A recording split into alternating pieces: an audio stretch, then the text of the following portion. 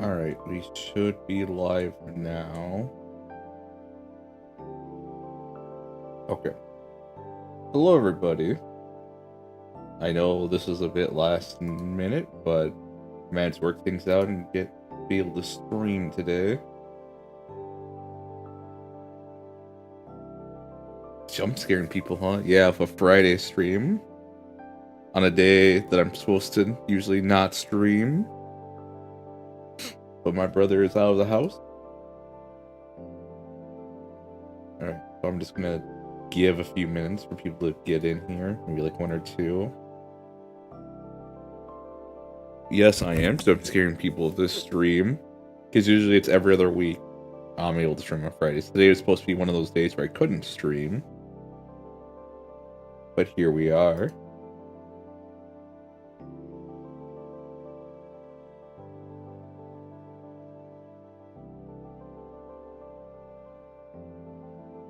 Alright. Looks like people are hopping on in. It looks like a notification. Oh, fuck. I didn't know it was the PM. Okay, I'm gonna change that right now. I fucked up on that. Shit, I don't think I can change that now. Ah, I feel bad. I didn't realize.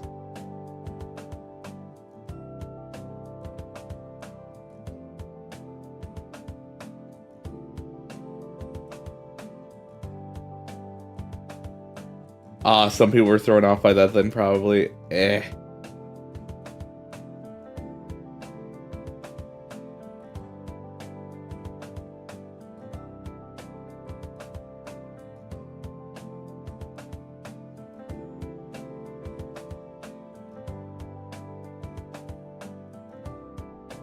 I'm not seeing any way to change that right now.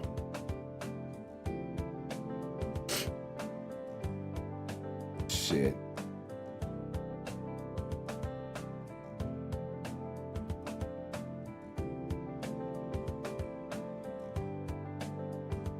Well.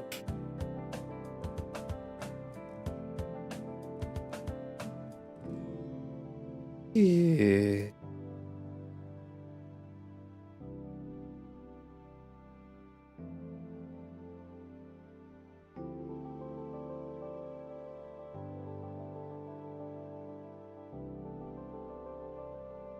I'm so funny, yeah, when I didn't mean to be funny this time.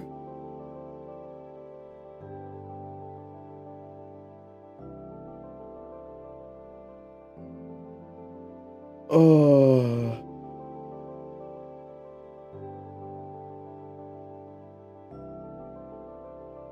Alright, Alright. I might as well just go through then. It's been a few minutes. Alright. I think the beach would be nice. No way. The marine layer will screw up the weather. What?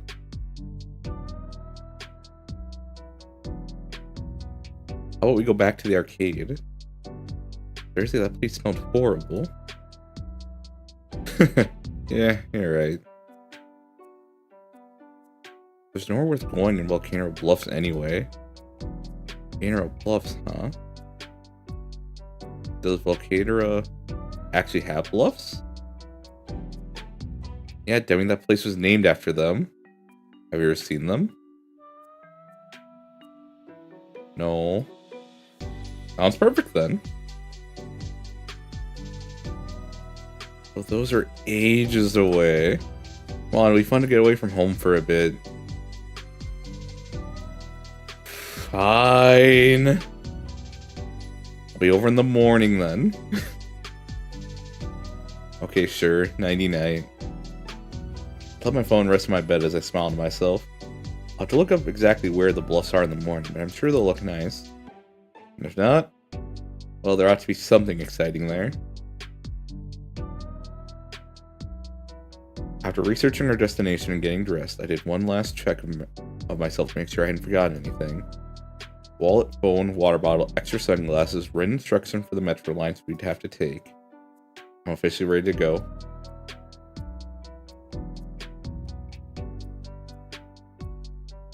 Before I leave, I make sure to leave a sticky note on the fridge so that my parents know where I'll be. Maybe they'll finish watching daytime television in time to see it before I get home. It's only a short trip to the closest station to Olivia's neighborhood, and a short walk from there to her house. Payne's house is welcoming as ever. It's starting to feel a bit like a second home by now. In the chilled weather, the yard's growth has slowed, but it's starting to peek through the thin layer of snow. I hope I'm not commissioned to mow now, too. Should let Olivia know I'm here. I'm here. You ready? I'll be out in a minute. Is the door unlocked? No, don't come in yet. What? Just stand by the curb and be ready. This is gonna be cool. Oh boy. Alright, what is it? I stand by the curb as instructed, facing the door. After a moment, it swings open and... whoosh, a green blur shoots out the door and directly for me. I know better than to flinch. Olivia's tail slams the ground and breaks her to a halt with a stylish skid. You're here! I am. Looks like you finally got that wheelchair. Yeah, it came in just yesterday. Didn't want to tell you to make it a surprise. Has that new wheelchair smell? Dummy. While it looks the same, I do notice how it's lacking all the old scarring her original one had. So did you hear? Hear what? Exactly. I can sneak up on you now. In your dreams. So, yeah, ready for our date? There's a sudden rush of jittery nerves in my chest. It is my first time taking someone out on a date. Trying to rationalize it still doesn't help my nervousness, though. Yeah, I'm ready. She looks at me with a timid smile. Hands held together, she tilts her head slightly.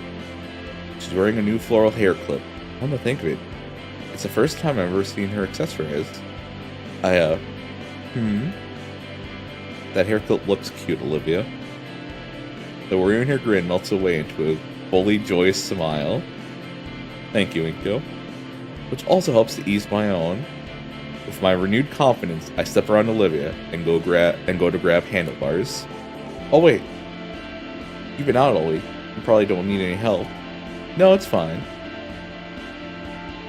Her tail takes my wrist and grabs and guides my hand to the handle. I don't mind at all. Alright, to the metro station?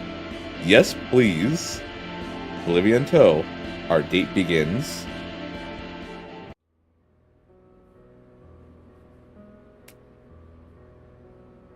On the metro, I'm lucky enough to be able to find my normal seat.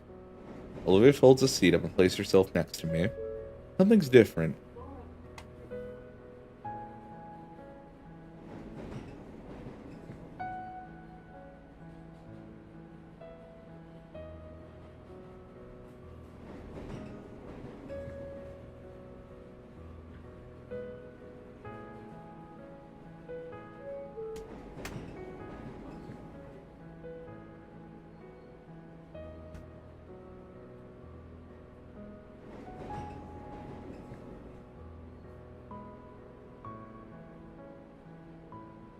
Dang, not only can you hug the gator, but you can date the gator? How far will the madness go?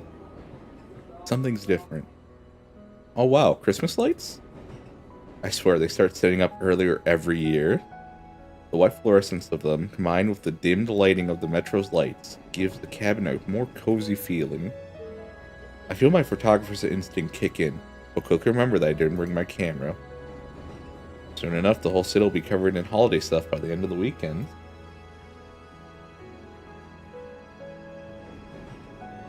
The mental image of a twinkling volcadera at night is a pleasing thought.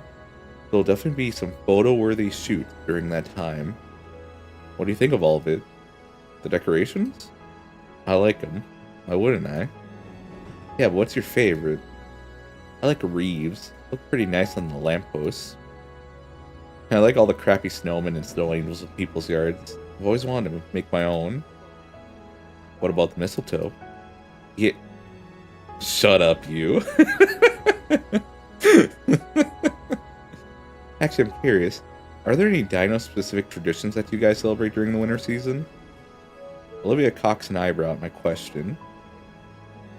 Hey, I didn't know you guys celebrate end of summer, so I'm just curious if there's any other Sarian-centric holidays I don't know about. Nope. Just Christmas or whatever holiday people celebrate around this time. There's probably no dedicated one out of spite of the cold. That's fair. I can't help but think of doing some ice skating with Olivia. Surely there's wheelchair access for it, right? I look down at Olivia's wheelchair to imagine how it worked, when something interesting catches my eye. There's a small compartment underneath her seat, almost like a cubby hole with some things inside it. What's that? Oh, I decided to bring my sketch pad with me. You know, since it's my first time going to the Bluffs, I want to draw out the scenery while we're there. Maybe I shouldn't have? What? No, that's completely fine. I was just thinking how I should have brought my camera for the same reason. I'm glad one of us came prepared. As long as we enjoyed our time there, that's all that matters. You're right. Olivia takes hold of my hand as she rests her head on my shoulder.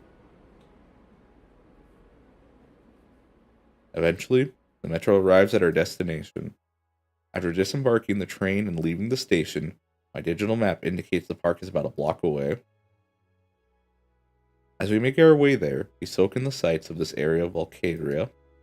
Just like Olivia predicted, many of the surrounding buildings are getting decorated for the holiday season. I've never been around these parts of the city before, only seen them on car trips. So this is the first for both of us? I can only imagine what it'll look like once all of this is set up. Hello, Psychotastic. I see you're sporting a new icon. Yeah, maybe we can come back here to visit once it is. I like the sound of that. How am I doing? I'm doing great. I'm getting I'm getting an ending for this game. I'm coming back Tuesday to get the best ending. I think. I'm pretty sure I missed something. Yes, I'm doing good. Hope you guys are doing well as well. We entered in the park's main parking lot. Looks like there's a decent amount of people here this evening, which is surprising given that it's still relatively chilly. Then again, such a prominent landmark in the city would still draw in a crowd, even with certain weather conditions. Ooh, there's some food trucks. That'll cover the picnic part. Looks like they got a decent variety of things. Tacos, sandwiches, chicken. You really like this vegan? I did. I really did. I knew I would enjoy it. I didn't know I'd like it this much. Because the first one was pretty good. I really liked the main girl. But it was more of like, hey, this was a fun experience. This one will probably stick with me like how a few stories have stuck with me. I really like the main girl. Some characters were really hateable. One was Ben, but he's realistic though. I want to see what his deal is. I want to know what his thing was. But we kind of just said, when he said, hey, let me explain what's going on, we just told him, nah. Well, of course, Rikku. The last one was made with spite towards someone else's creation. This one was a passion project. I think the first one was good. When I think of Trish, and how you were the one who realized that Trish was like a metaphor for the creator of Goodbye Volcano High. That's when it became really good to me. But it hasn't stuck with me. It is something that whenever someone brings up, and I remember the whole Trish and everything else that happened, I'm like, it's really good. But that's about it. This one is like how Scott Pilgrim is for me when I used to read it every winter. I'm not going to be reading it every winter because I even stopped reading Scott Pilgrim every winter. Or it was just that was something I just did and enjoyed myself. This one's more of the fact that it's like Fear and Hunger, where I'll just be thinking about it, or it'll just come into mind every so often, and I could see that being the case. Like, I know I expressed my thoughts on that a few times already. But yes, this will stick with me.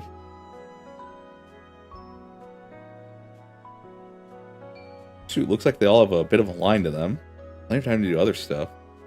Not very hungry yet anyway. Glancing around, there's a few gaps in the tree line with trails heading into them. I'd wager they're nature trails. Maybe bird watching ones? You want to try one of those trails? Olivia looks disappointed as she glances between me and the food trucks. We could grab a snack first before we head in if we want. She simply shakes her head. I could wait. Plus, I don't want any arm cramps on the trail. Alright then, let's go. Olivia and I head towards the sign indicating where the trail begins, leisurely walking across the dirt path. The mood is somewhat dampened by the hikers to our front and back, but it doesn't make the nature landscape any less calming. Honestly, I wasn't sure you'd agree to this. What? A date? No, the hike. You don't seem very interested in nature. Well, I normally wouldn't, since a lot of places outside the city aren't built for people like me. But I thought it'd be nice if you were here. My heart fluttered for a second. I'm glad to hear you say that. I think it's a nice break from how busy everything else is. Out here, it's just you in the world, isn't it? Yeah, I can see that. You plan on sketching out any landscapes? I was planning to before we got here, but I think it'd take too long. Just to sketch them? I'll think about it. Continue for another few minutes, admiring the passing scenery. There's less hikers than before. I noticed them hanging back for pictures and moving faster ahead, but that was a while ago now. Just us and the trees. You think any of the others are into this sort of thing? The others?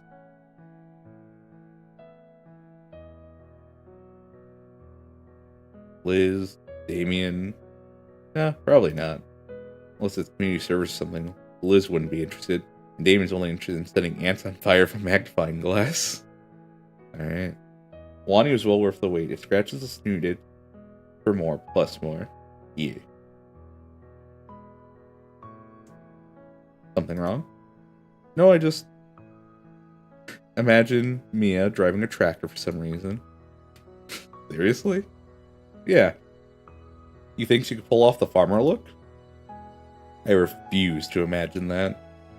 Regardless, a mental image of the burgundy-wearing bruiser in overalls and a straw hat invades my head. I hate you. Shaking the thought from my head, I look around to reacquaint myself with the trail. Something's off. This place is quieter than I thought it'd be. That's how the woods are, city boy. We live 15 minutes apart. Yeah, I like it quiet. It's nice not to have anyone to worry about. No Mia, no Ben, no Broccoli, no Scalar. We have the whole world to ourselves, and no one else can ruin that. That's a good way of looking at it. I had Olivia on the shoulder. She lets out a low groan as she rests her head against my hand. Are you tired already? No. I'm just enjoying us. If it wasn't a cloudy day, I think my face was starting to get burnt. Another several minutes later, we're still going strong. Are you still doing okay? Yeah, I'm still good. It's still a bit surprising to me how your arms just don't give way from pushing yourself so often. Well, when you've done it as long as I have, you start building a tolerance for it. You've done it for a while, eh? As long as I can remember. Olivia? Ah, crap, what the? Turn to face her, looking at the source of the sound. The wheel of the chair is stuck in an indentation in the trail, and she's struggling to push herself out. Without a word, I quickly step behind her and grab her handlebars, helping Olivia push herself from the natural trap. Thanks, Inko, but what was that? I'm not sure. I take a look close at the trail to investigate. The indentation that Olivia got caught in extends across the entirety of the trail. It almost looks like a tire track? I think you got stuck in a tire track. What's a tire track doing on a hiking trail? Maybe someone got lazy? This place is supposed to be pedestrian traffic only. I feel a wave of nervousness overcome me as I glance around the breadth of the trail. When's the last time we saw a sign? Are there supposed to be maps around to tell us where we are? Or is everyone else? The realization dawns on me. I have no idea where we are. Huh? Dude, seriously? I thought you planned this whole thing. I thought we were following the signs. We need to find out where we are. I want to die out here. The trail has to lead somewhere, right? Keep going. We'll find something. Can't we turn back? And we're getting turned around more? Can't be too far from something. Just follow the tracks. Okay, I trust you. With a heavy sigh, I lead the march along the trail we're on. Probably some kind of service road for park managers or maintenance workers to keep the trails safe. If that's the case, we're bound to run into something or somebody that can guide us into the right direction.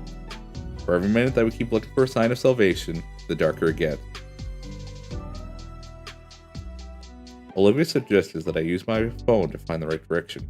The lack of bars throws away any means of transversal guidance. So I keep reassuring Olivia that we'll get out eventually. There's a tinge of worry that's beginning to grow in the pit of my stomach. The last thing I want to do is spend a night in the woods. At best, I know that as long as I have my phone's compass, we won't be moving in circles. So westward we are bound, traveling the trail at a more cautious pace. It's as we crest the blind turn north that we finally hear salvation. Why, hey there. Oh, thank Raptor Jesus, finally another living being. The scruffy-looking gent seems to be a park manager. You two lost? Yeah, we sort of got mixed up on the trails. We couldn't find any maps. Uh-huh. Sounds about right. Happens all too often around here. Anyway, I'm assuming you two are looking for a particular site to see. Yeah, do you know the way? He hums in thought for a moment, with his head sweeping left and right. Finally, the ranger smiles and points at a particular path just wide enough for Olivia's chair. That one there will lead you to the best view here. Then all you need to get back is take any trail east. They all branch off near the park. Thank you much, sir. Don't mention it. Call me Ranger Teddy. A human? In my Dino City?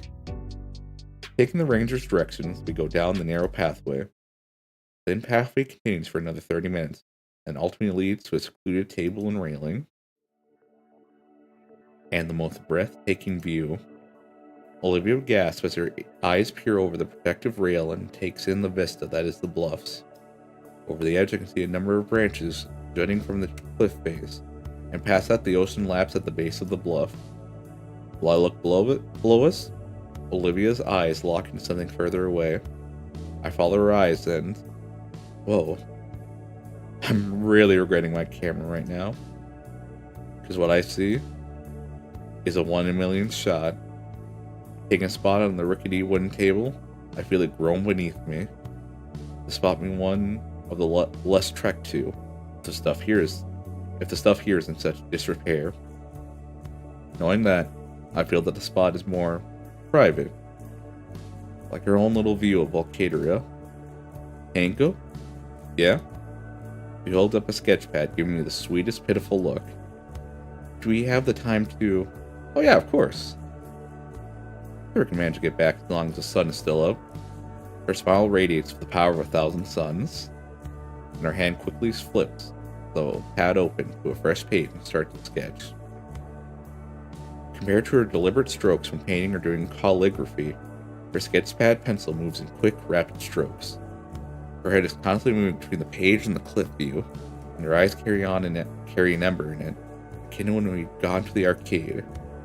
As Olivia's engrossed with drawing the beautiful bluffs, I'm engrossed by the beautiful girl's drive to create. Still, time passes and the sun slowly moves lower and lower. A cool gust of ocean air blows over us. I see the shivers run through Olivia. Checking the time, it's only about 4 o'clock. I curse the short winter days because Olivia is out of time. Olivia? Almost done. The page is almost fully used, showing a very rough duplicate of the cliffside she's been focused on.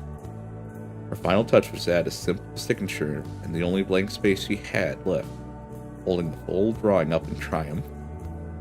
Wow. I know, right? The sheer smugness radiating from her grin lasts for all of a minute, wiped away by another ocean breeze that makes both of us shiver. Even her nose scrunched up in irritation as she sniffles heavily. Shoot! Holy shit, that sounded like a fucking shotgun. Especially as it bounces off the cliff wall. Thinks you managed to spook the seagulls nesting in the branches down below. Bless you. She grumbles her thanks as she wipes at her irritated nose. You okay? Yeah. She sniffles again. Sea air just sucks.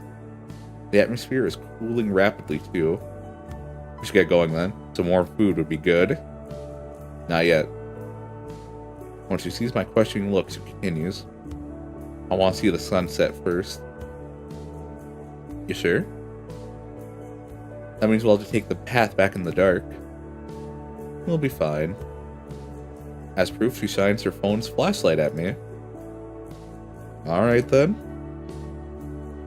Instead of going back to the bench, I stand beside her at the guardrail. Slowly the sun starts to dip as if sinking into the sea.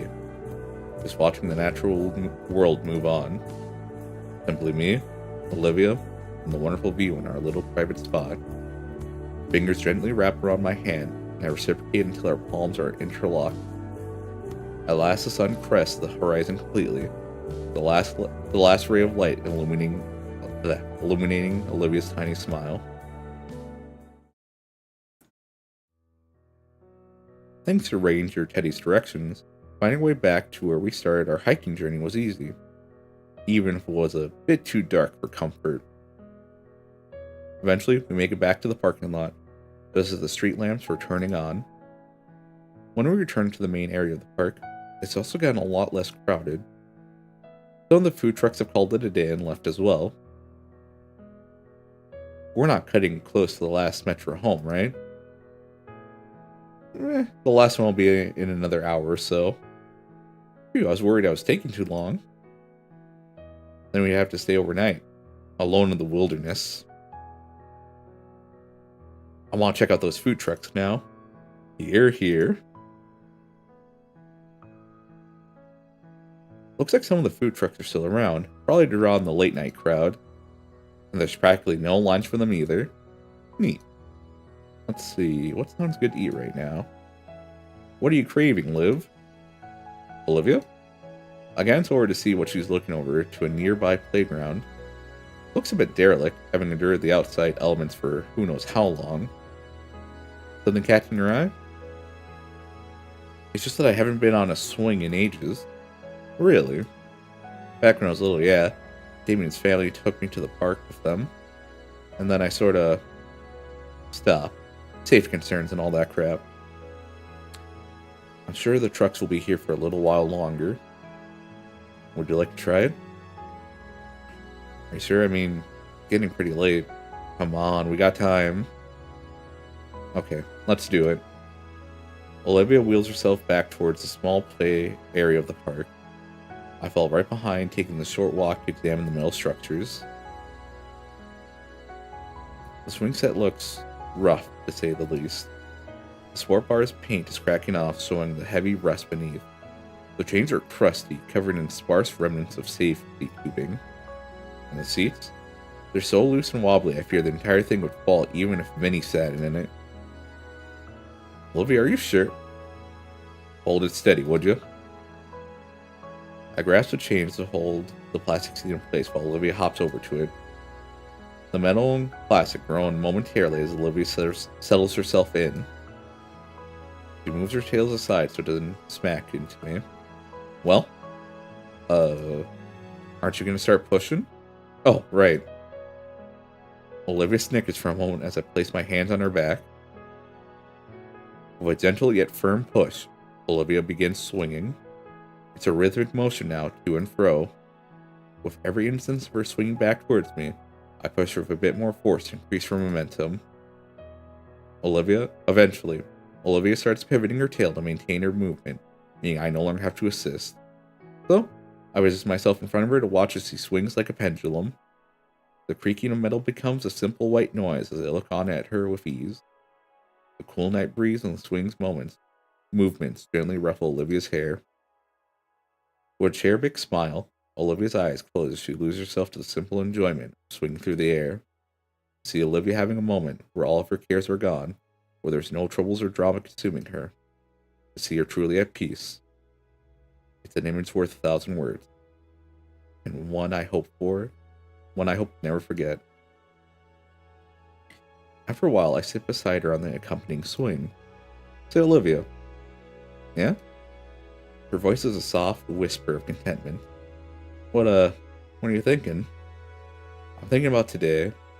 It was nice. Really nice, Inko. Thank you for taking me here. Glad you enjoyed it. I was worried. Don't be. Could I not? It's my first date. Inko? Yeah? About the formal. Oh, do you now want to go? Olivia's eyes open and I can see them tremble. I want to go. It's just Heidekin's memorial. Oh. It's tricky leaning to the side, but I manage to place my hand on her shoulder for emotional support. I understand, Olivia. Whatever you want to do, I'll support you. Her fingers ring together. I know you will, Inko. So, could you support me during the eulogy too? My hand cups her cheek tenderly and I give her the most reassuring smile. Of course, Olivia. Her eyes close once more and she leans into my hand, nuzzling against it. She sighs pitifully as I draw away, but still smiles. Thanks, Inko. I think I'm ready to go now. I nod gently and offer a hand to Olivia, helping her off the swing set and into her wheelchair. We hold hands as we begin heading towards the exit. At least until Olivia needs her hand to help push again. I guess things won't ever really be normal, but I'm okay with that. We grabbed our dinner from the taco truck, savoring the spiced meats on flour tortillas on the go. The walk to the metro isn't long, but before we know it, we're back on the train and racing back home. The ride back isn't particularly... what's that?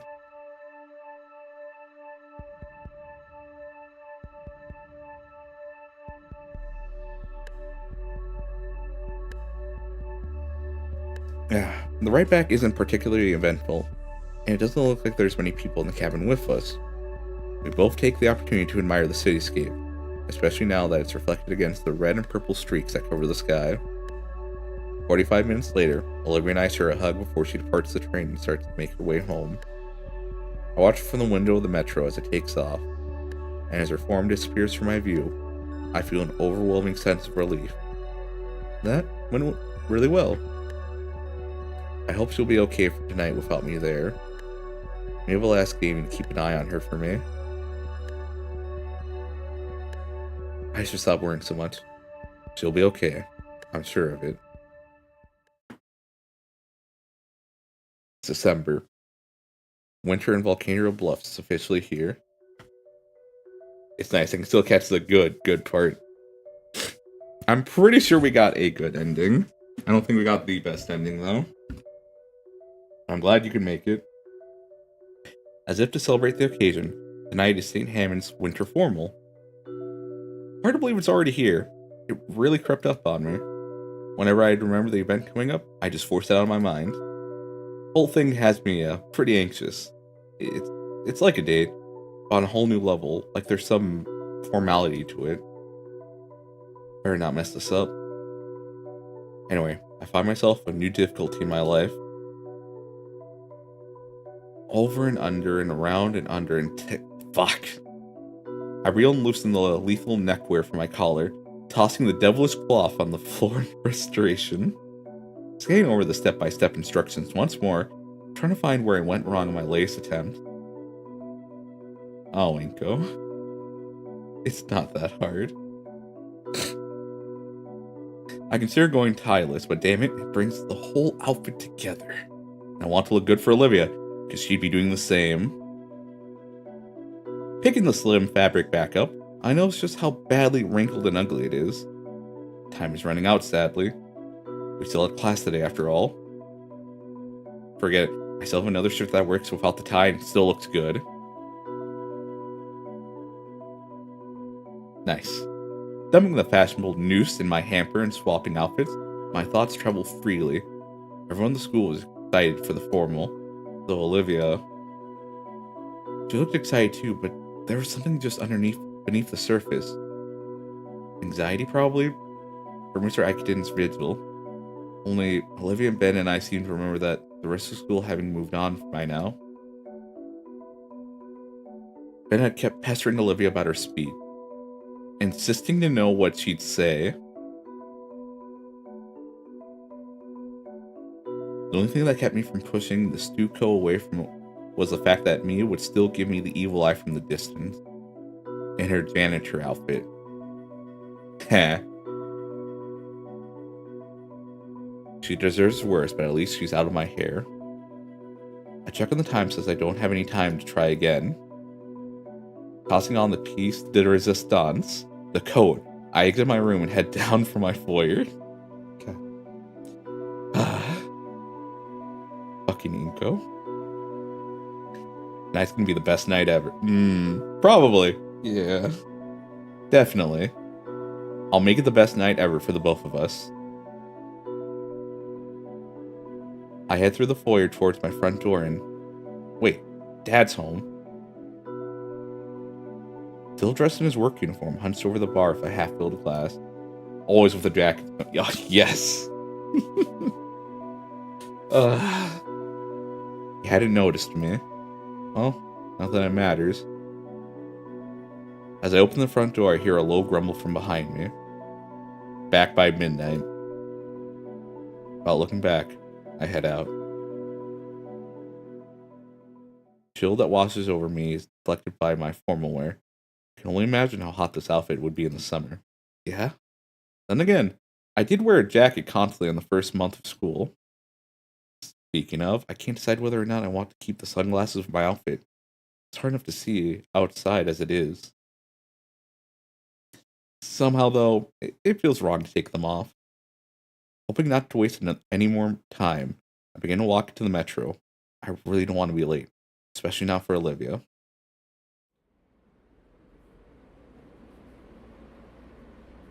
The same ride I've taken countless times this year, but this time, it has a sense of finality to it. The rocky motions of the cabin are both calming and nauseating at the same time, and I find myself teetering between positivity and negativity. There's one night that I need to go well. It's tonight. No dodgeballs to the face, no falling into pools, no harassment from anybody. Pray that Aiken's eulogy goes smoothly.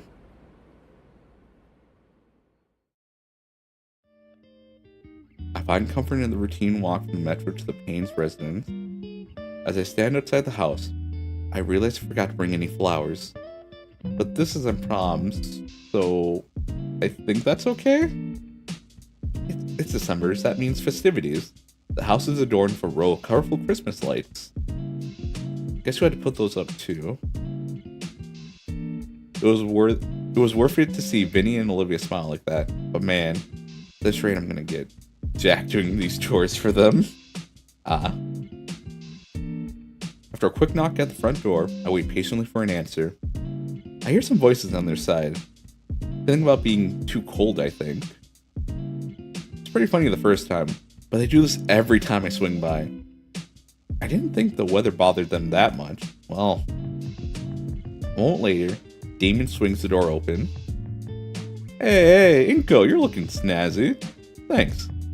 This is all new stuff. Think Olivia will like it? Probably. But she'd probably just be as excited seeing you wearing any old suit. Well, it's the effort that counts, right? Yeah. Like, I wanted to wear a t-shirt that looked just like the real thing, but because you're not have to deal with ties or any other annoying crap. But Mom threatened to beat the snot out of me if I did that for some reason. Thought I'd get away with doing it anyway. But then Liz threatened the same thing. Girls, right? Anyway, come in already. It's dang cold. He slams the door behind me when I step in. The inside is also decorated for the holidays. Sophia must have spent hours decorating, as the living room is a tapestry of Christmas spirit. It even suffuses the air, the internal heating mixing with the scent of sweet baked with cinnamon. I'll have to ask her later to take pictures of the beautiful holiday scene within the living room.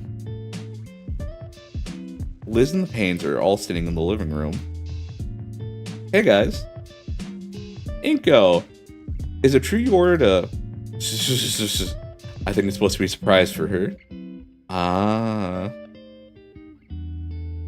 Thanks again, though. It's crazy getting one of those. Yeah, Olivia's gonna love it. I really feel like we should have pitched in more, though.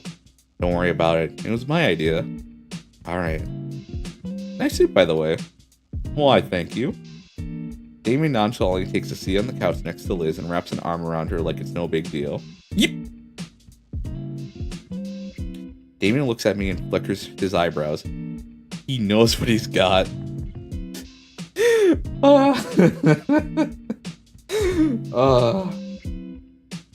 What a player. I should try that up, Olivia. Mrs. Payne can't hide her excitement any longer. Aw, that's precious. My little boy's all grown up now. Mom. Now, David. It's your parents' God-given right to tease you. One day you'll be doing the same to your kids. But you guys better not be like this all night. Where's Vinny when I need him? Vinny's with his karate team. They're having a big sleepover. Not risking our little scoundrel messing up anyone's outfit before their big night. Oh lord, yeah. The idea of acid in my evening gown. I just die. Damien sniffles dramatically. Oh, stop it. So, don't worry. Olivia's just getting ready. But his Payne's voice carries a tone of worry with it. Comparing to her, I see the older woman staring at Olivia's door. What is it, ma'am? She shakes her head with a smile and just sigh of unease. Oh, nothing. I want to make the night extra special for her, so I decided to break out my old sewing machine. We were going to tailor the dress together, but... Another shake of her head. It's fine, go. Was it though? What if it wasn't? What could I even do if it wasn't? I nod and lean back, letting the small talk between everyone else continue. My concern only grows heavier as we wait though. And inevitably, honk honk. That must be your ride. Oh dear, I'll go and hurry Olivia along then. Are we gonna get a ride in the taxi? Please? Please? No, because there's 4 of us unless for some reason he's driving a limo. I can see that. My voice is quick to cut her off. I'll check, Mrs. Payne. All eyes are on me, all questioning why. I'll check. Damien, Liz, can you hold the driver for a bit? Damien flashes me a thumbs up and heads out. Liz's body is falling after. Don't take too long, okay? Her head departs at my nod. When I move to Olivia's door, her surrogate parents follow. Sorry, but could Olivia and I have some privacy? Please. Sophia almost protests, but thankfully Rainey takes her hand. Better hurry. That driver won't want to wait for too long now. They walk into the kitchen, quietly whispering to one another. My knuckles tap on the door just hard enough that Olivia had heard it. Another couple taps. Olivia? My fingers wrap around the handle of the door and twist. Pushing the door open, I'm greeted by sheer blackness. Inko? The sound of my blood pumping is in my ear from Olivia's weak voice. Quick as lightning, my hand finds the light switch and flicks it on, and I see... Hey! The relief is so powerful I have to steady myself with a hand on the wall. I don't know what I was expecting. But Olivia's okay, just... You're not dressed. Wrong words. Olivia sits atop her bed, still in the clothes she wore today in school. Not the handmade dress that's on her wheelchair. It's eerily similar to a month ago, how she's curled up in her seat. With wadded paper once again spread over her bed. The only difference is that this time is Guts sitting in my spot, chewing idly on one of the pieces of paper. Olivia picks him up, nuzzling comfortably into her plush pet. What's wrong, Olivia? The rat sits down with a heavy sigh, and Guts scampers away. With my spot freed up, I sit next to Olivia. I pick up one of the crumpled pages and unwrap it. The call of Mr. Eichenden, a teacher, would be too unflattering. He was above and beyond that. He was beloved to all. The next line is crossed out. The rest of the lines are crossed out. They're all variations of the same few phrases put together in every possible combination. The strike-throughs grow increasingly more aggressive, each line deemed unworthy. I pick up another sheet. It's the same thing. Each new page is just crossed-out attempts to get the thoughts in her head onto the paper. Stop that. Olivia, are you okay? That's a stupid question. No, I'm fine. It's been months and I'm still not ready to say goodbye. Meanwhile, everyone else has moved on. Stupid, isn't it? I understand. You don't have to give a speech or anything if you don't want to. Olivia sags and sways until her head is laid softly on my shoulder. I feel her fingers intertwine with my own, and finally allow her anxiety to escape with a heavy and slow exhale. The minute of tranquility is then shattered by a blaring horn. Honk. What is that? Ah, crap.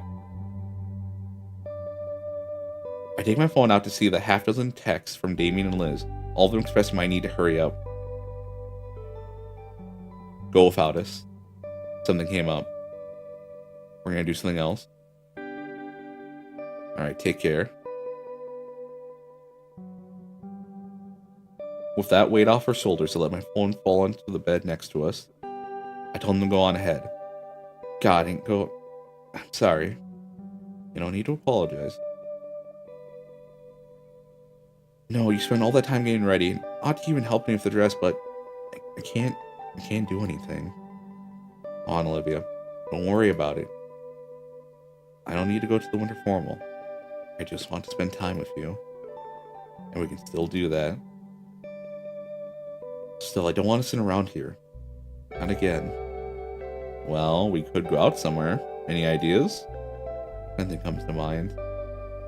We could just take a walk around and see what happens. Christmas decorations ought to be in full swing now, if nothing else. It takes a few moments, but Olivia's eyes start slowly to begin to light up. Okay, that sounds a little fun. Besides, I hate to waste a night with you all gussied up like that. Her salty grin grows as her eyes meet me up and down. I'm blushing. I can tell I'm blushing.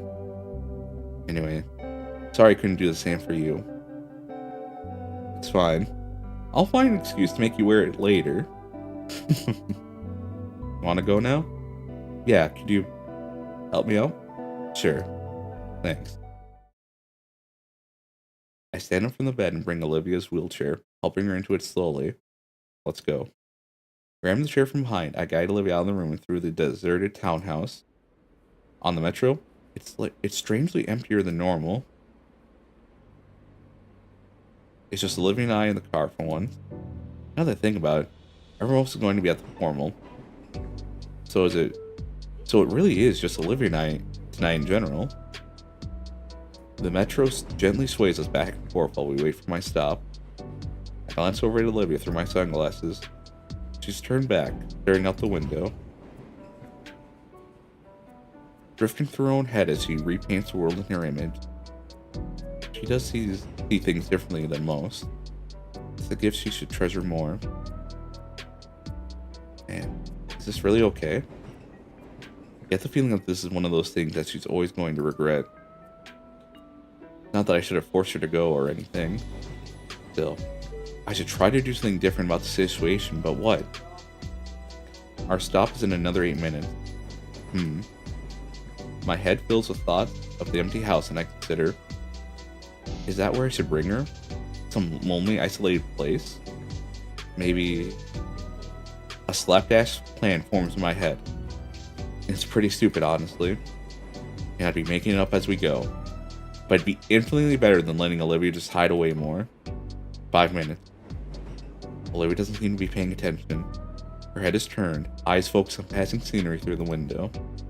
She probably expects me to tell her we're at my stop. I can feel the train slowing down just a bit more.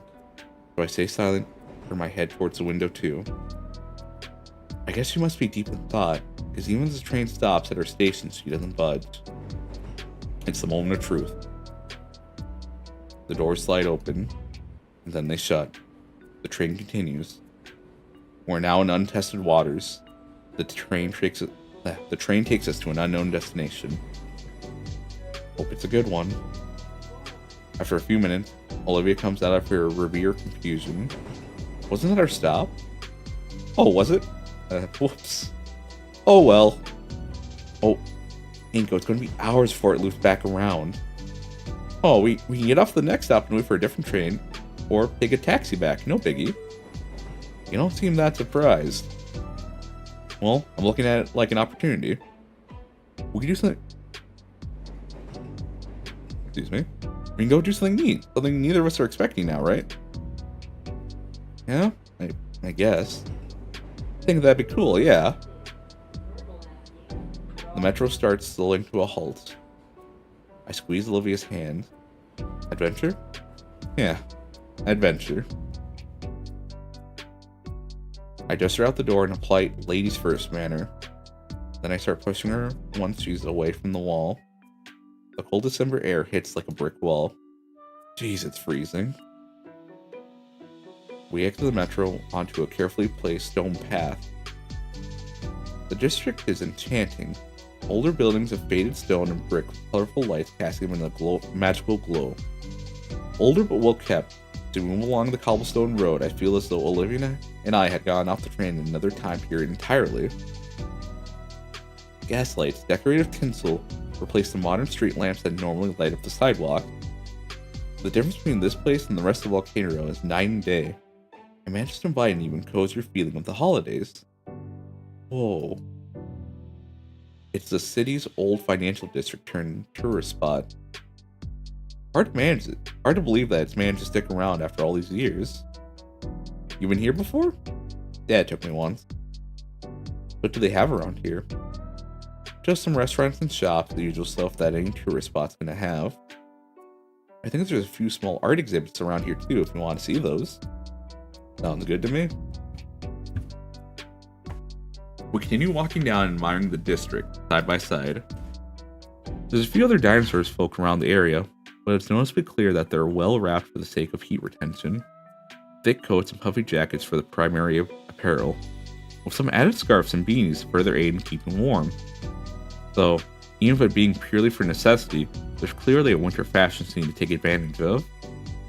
A small but noticeable chattering noise pauses my current train of thought. I look over to Olivia, who's doing her best to stop herself from vibrating in her chair. Only now does it draw to me that Olivia's hoodie is the only thing that's shielding her from the frigid climate. Hold on a second. Quickly undo my coat and drape it over her. Thanks. Worth getting my ass handed to me by It's worth getting my ass handed to me by snowmen, sir, if it means keeping her somewhat protected from the cold. Shall we? After a bit more walking, we find ourselves in front of a quaint bistro. Thinking about it, I'm a bit hungry.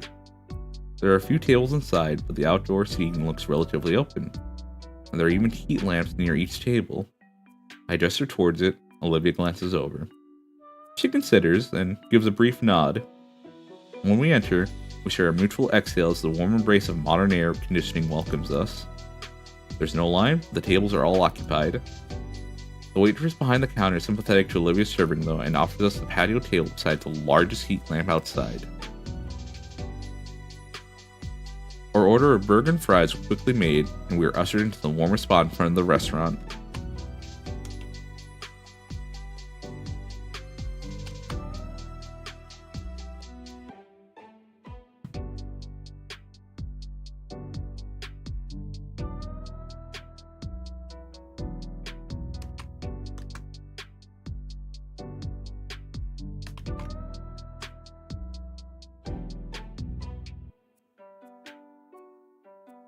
The warm burger and heated lamp invigorate Olivia. I didn't realize just how bad the cold weather affected her, and I feel relieved as I watch the color return to her scales. And as she recovers, so does her appetite. As I slide my plastic basket of fries to her, I notice that the little square has gotten more populated. Despite the cold, several dino families fill the remaining seats. Some with food, some just taking advantage of the heaters. Something going on? I poke Olivia and gesture around. She shrugs. Oh? After a few more minutes, an oddly dressed group crosses the middle of the square. Compared to everyone else, they're underdressed for the weather. Very. Wearing fur vests and oddly baggy clothes. There's 10 of them in total. A family of feathered raptors.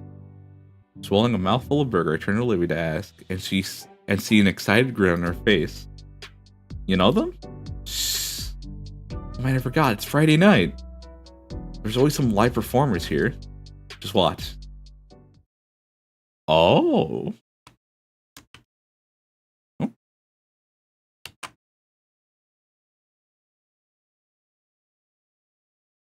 See there.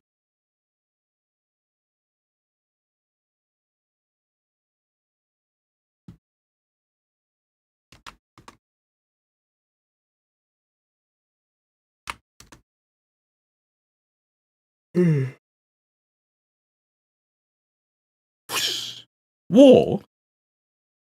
An elder-looking dinosaur stands out front with a microphone. He must be the leader. Ringmaster? Good evening, everyone! It's a truly magical frosty night out, so let's warm things up just a little bit for everyone.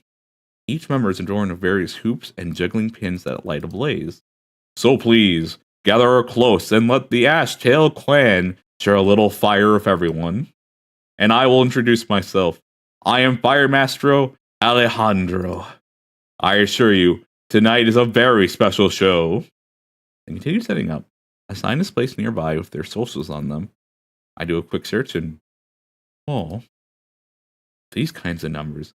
They must be quite the spectacle to garner an online audience of this size. Several children tug away from their parents, sit on a parameter set with rope. One of the members had laid out. Makes me just a bit nervous, but they're professionals. I hope. We begin with the traditional Bateria del Fuego. A drum beat starts playing from a nearby amplifier. It's a steady, strong beat, no doubt meant as a metronome for the group. After a few seconds, the troupe begins dancing. Rods spun of flame, bringing wheels of fire that they ran about the square. The crowds cheer as the embers sweep by them. The Fire Master, a grandfatherly-looking dino, is the wildest of them all. He wields a pair of chains, the ends of which are ablaze, and he spins them almost about with reckless abandon. That man alone is a veritable firestorm. Veritable firestorm among the rest of his troop, even going as far as to let the fireballs bounce off his body to create more unique flaming shapes. My steak fries sit abandoned as Olivia is entranced by the live performers. Her silver-eyed wines she takes in a particular performers as he twirls about with fanning flames. Actually, looking at all the performers, they're all raptors. It's a family troupe. Shh! Indeed, all 10 fire dancers look to be a single large family, though there are some minor differences between them. The biggest one being small flourishes in their vest and prop. The tempo of the beat hastens and the spiraling fire dancers move around their elder more swiftly. Then all at once the drumming halts. The performers bring their fiery props to a halt before them. The older leader's chains swing straight up, the twin fireballs hanging over them for a split second. The blazing orbs ascend and... all the raptors exhale into their props as the fireballs crash into the earth, creating a great gout of flame upwards in a fast smile of a bomb blast. The fire recedes and the members of the troop regroup, the Ling Reader once more taking front and center. There's applause. A lot of applause. I didn't even realize I was clapping wildly until I felt my palms sting. The elder Dino motions for the crowd to quiet down, and once again we are all silent. He makes us speak. Thank you, thank you. His accent is thick and his tone gravelly, further showing his age. For those who are new to us, we, the Ashtail clan, the Ashtail family, the other 9 members hoot together, blowing smaller flame pillars, have been in these mountains since time immemorial. He saunters around the open square, casually twirling his chain as though they weren't as a softball-sized fire at the end of it. Generation upon generation, we have entertained visitors to Volcadria. I, Alejandro Ashtail, am the 7th head of the family. He pauses to let the crowd take in the information, and then struts back to his family. There's murmurs, and even the other performers look confused as he wraps an arm around one of the female performers and moves back to the center of her. This is my granddaughter, Makila. Alejandro pushes the young woman forward, a slightly taller but more lanky raptor compared to the stocky leader. She looks to be around our age.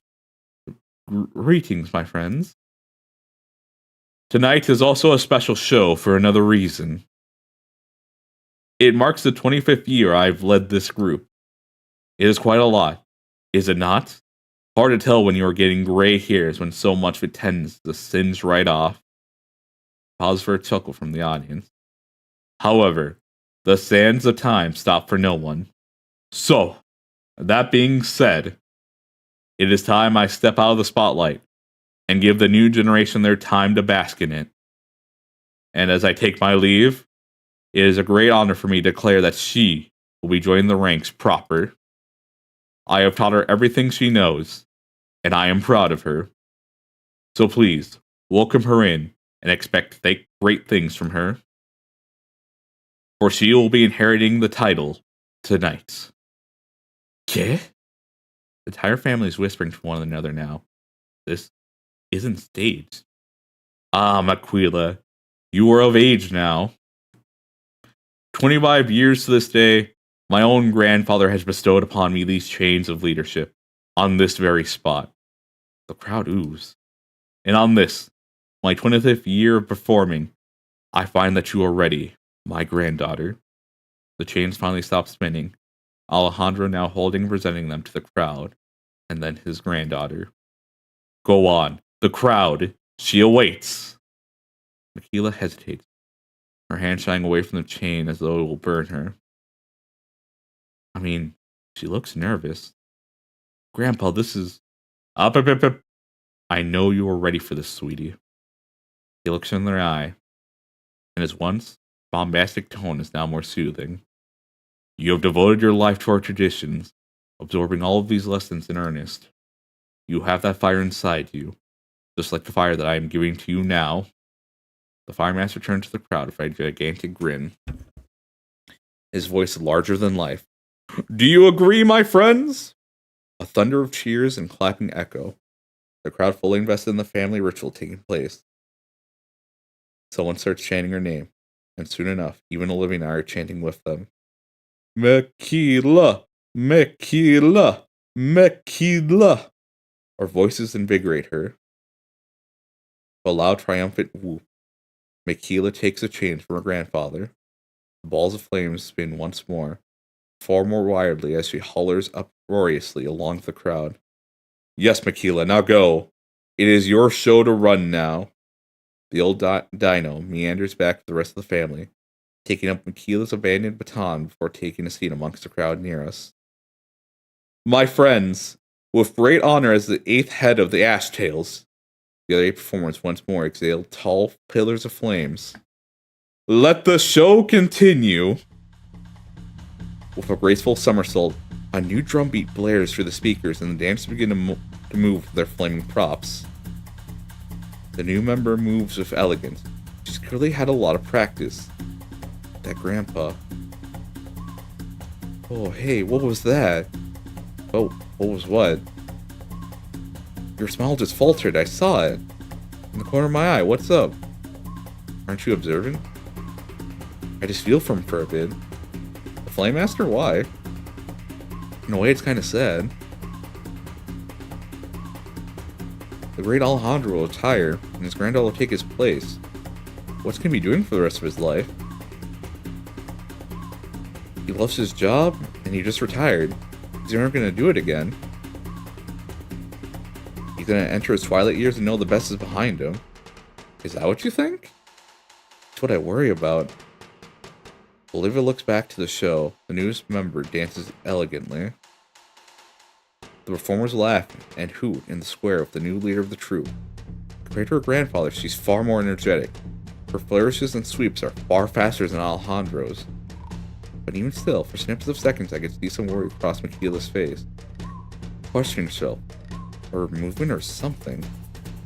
The look would vanish though, when another troupe would pass by or whisper something to her, or perform a duet move for her to help correct her. Taking the show now feels less refined compared to the first act, but also more real and vibrant. The fire master claps along and laughs to himself, giving reassuring thumbs up. Olivia looks at the old man, lost in thought. Well, maybe there's a little truth in there, but, I mean, look at him. Does he look sad? No. He looks like it's the best day of his life. He's really happy for his granddaughter. I'm gonna grab some water real quick.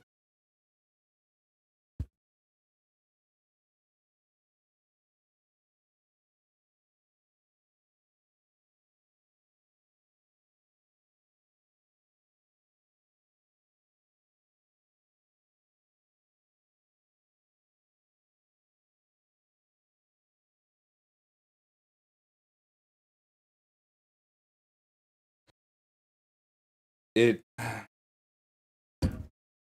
makes sense that this scene happens. Ah.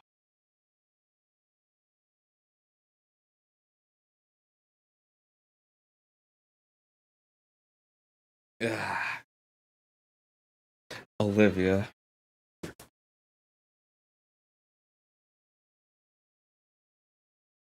She's finally gonna tell herself.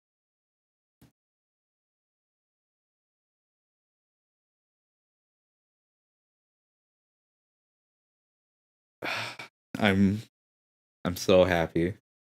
And she's gonna realize the truth. And with that, I really hope I'm on one of the good endings. And that this isn't a fumble, and that this is actually her going, no, I know what I need to do now.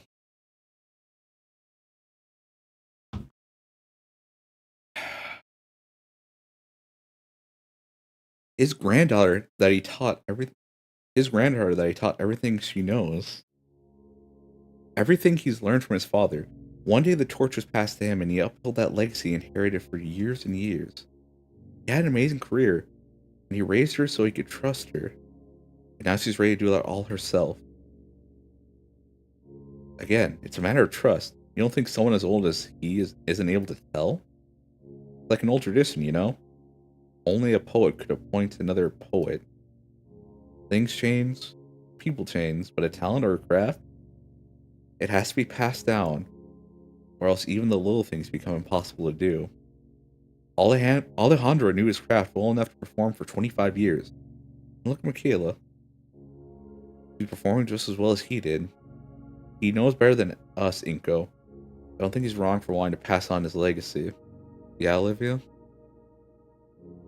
To pass along everything you know like that to someone you love is to grant that person their purpose. That's why he's happy. Life's full of uncertainties. To raise someone up to take your place is one of the biggest challenges. Moving forward with no fear for the future at all. Oh crap, this one is fire. This ending? This is a good ending you're saying? Or this speech she's about to give?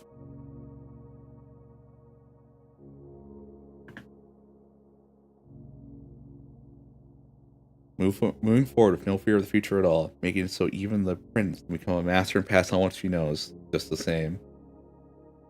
The biggest challenge turns into a great blessing. Keep going, even when it burns. Always moving to a final victory. And in the end, He won. I wipe the tear from her eye. She leans into my hand. Somewhere in there, something changed. He started referring to two people. I want to tell her, but she knows. I think I'm ready. Inko. I got it. You got what? Or they can explain it now. It's more of a feeling. She got that fire in her. Fuck yeah. It's always been there, but she finally got the fucking kindling.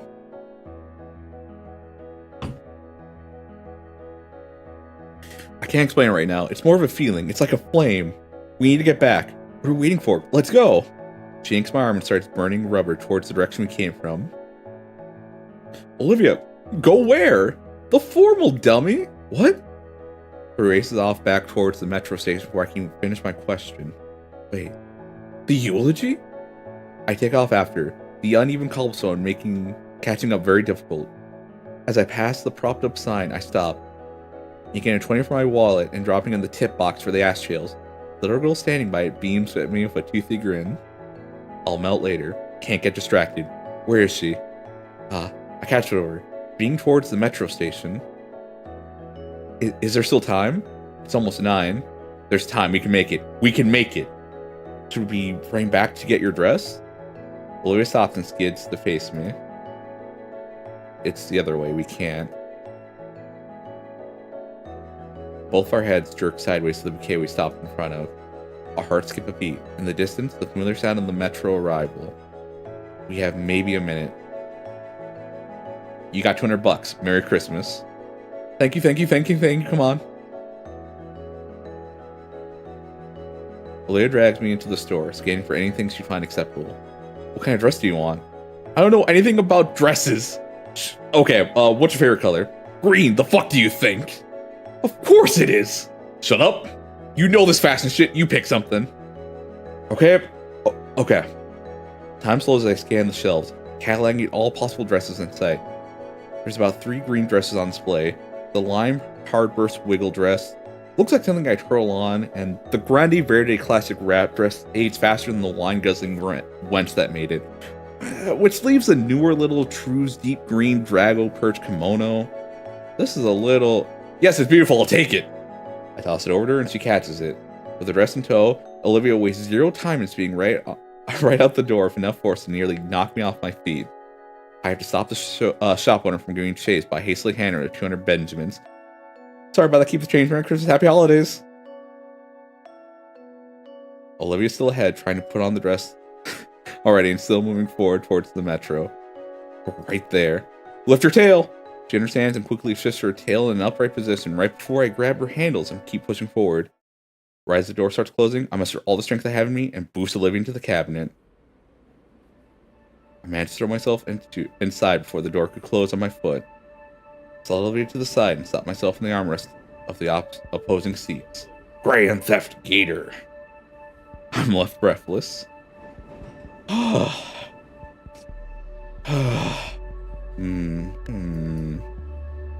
heck are you out of breath for? It's tense. Are you alright? Yeah, I'm fine. I finish catching my breath and sit in the seat normally. Olivia moves into her spot and keeps struggling to put on her dress on. Toss me your hoodie. How does this even work? Olivia waves the kimono around like a signal flag, confused as what goes where. Here, let me help you out. I bought a smoking jacket a while ago. Shouldn't be too dissimilar to wearing one of these. I think. A smoking jacket? I didn't think you smoke. I don't. I just thought it'd be cool to have. I help Olivia off of her wheelchair and onto the metro seat, since that should make the process easier. It takes a bit of trial and error, and a quick Zoot tutorial, but we eventually get the Naga Duban and kimono on. Totally ace the pronunciation. Making sure all the knots are tied securely and her tail is poking out of the accommodating slit on the back of the dress. I help Olivia onto her wheelchair.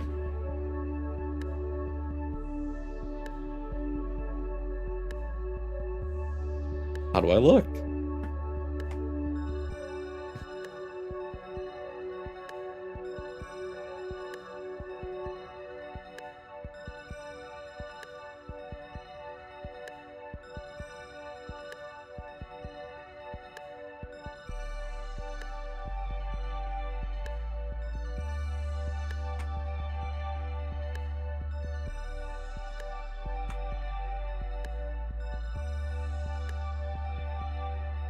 Cute gator will always be cute. It's so cute. Ah! It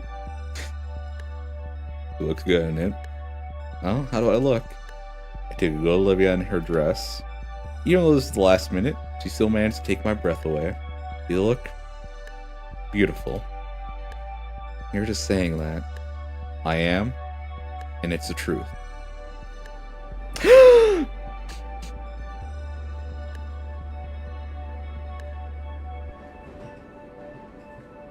Crap, I need to do this one again. There we go. Okay.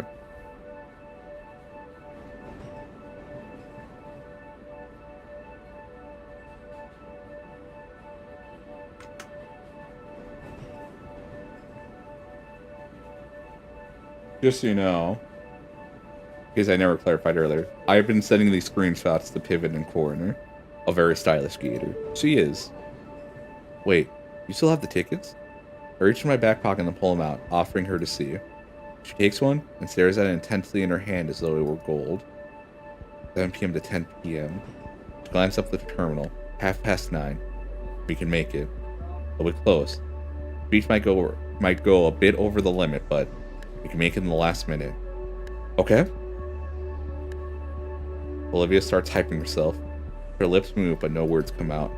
Olivia's head would occasionally bob in approval or shake in disapproval too. There's a heavy tension building in her chest. In my chest. The LED clock display in the carriage looks like it's going to thrice as fast. I can't tell if time is going too fast or a train is going too slow. For the whole ride, she speaks silently to herself, probably rehearsing the new speech she just pieced together. Man, I love seeing her like this. With my phone, I check Grungle on the fastest way to the convention center. We're cutting it real close, made worse by my discovery. Well, I don't want to disrupt her concentration. We have to transfer lanes to the central station. Olivia is still lost in her rehearsal as I push her out of the train and race through the full railway station. I curse the building's layout, the second line having been built what feels like miles away so I can get us to it. At last I see it, the sign directing to where exactly the convention center tram is, downstairs. With silent curse, I beeline for the nearest elevator. Olivia's wheelchairs becoming an incidental plow as we push through the late night crowd. The elevator door looks positively ancient, but that doesn't matter. My full palm slaps at the button roughly as even more adrenaline pumps through my veins. Right now I feel a sort of hyper-awareness. The rest of the world going at a snail's pace as I repeatedly jab at the button. When the door finally lurches open, I practically shove Olivia through, startling her from her thoughts at last. Inko? We're going to make it. Inko! All at once I feel my energy plateau. Slumping heavily against the handlebars of Olivia's wheelchair, my body finally registers how hard I pushed it. With a gasp, I'm completely floored, my lower body feeling excessively heavy as the muscles within my legs wail in pain. When the elevator door opens, Olivia thankfully wheels herself out. I hang on to her handlebars while I drag my feet after her. The transfer here is there, thankfully. We're gonna make it, Olivia. You said that earlier. Inko, are you alright? She peers back at me over her shoulder. I simply smile and swipe the sweat from my brow with my sleeve. Getting aboard the new train, I allow myself to collapse on the seat by Olivia. Olivia keeps looking at me, her moon-shaded silver eyes filled with worry. My only response is a tired smile and a thumbs up. The second metro line goes just as fast as the first. 9:45. I don't dare interrupt Olivia here. She continues mashing all the right pieces together in her head. It's not just a speech. It's an all-new part of her she's suddenly awakened to. Inko? I glance over. She offers a hand and I take it. I'm so happy you're here. Thank you. I gently grasp her hand from the rest of her for this metro ride. Eventually we pull into the station. We're here. 9:57. It's right outside. A straight shot to the front. The doors open. A few couples start exiting. That's fine. People leave these things early all the time. A tinge of fear mars Olivia's face. I give her a reassuring smile and start pushing her out, past the inflow. Convention Center is just up ahead, covered in what must be hundreds of feet worth of sparkling fairy lights. A 10-foot-tall Christmas tree stands near the entrance, top of a star that pierces the night sky. I turn the corner the parking lot ends. The chatter of milling couples entering cars or walking past us the metro. My pace slows to a walk. Can't have been that late, could we? There should be a few minutes to spare. There should be. As more couples trickle out the door, a tired figure stands at the door. It's Ben. He's holding the door open for a few more couples. I stop in front of him, and when he notices us, he stops and stares. Ben, what are you two doing here? It's over. Go home. We need to do cleanup. But the formal, it ends at 10. Ben raised an eyebrow. Everyone should still be in there, just getting ready to leave.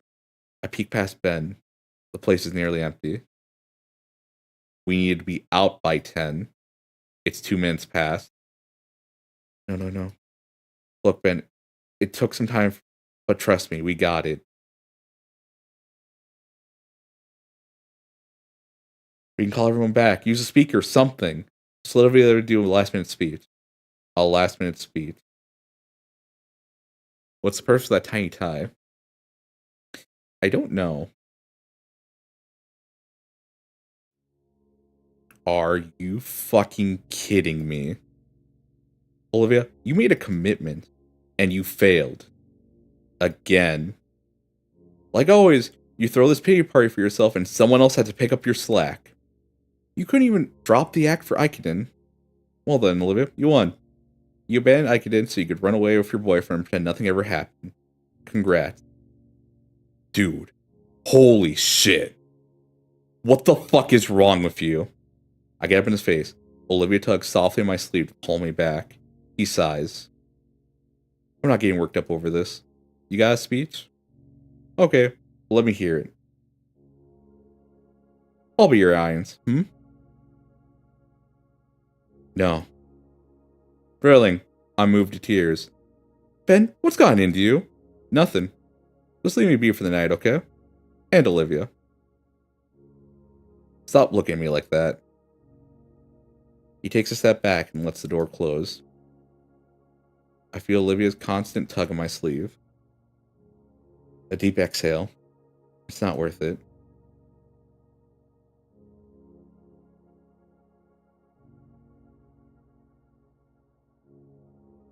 The walk back to the metro is silent. From us, at least. The chatter from the couples around us is lively. Tales of a night well spent. Okay, someone just spoil it for me. What ending did I get? 1, 2, 3, or 4?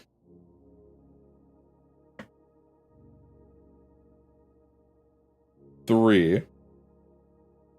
It's still rough.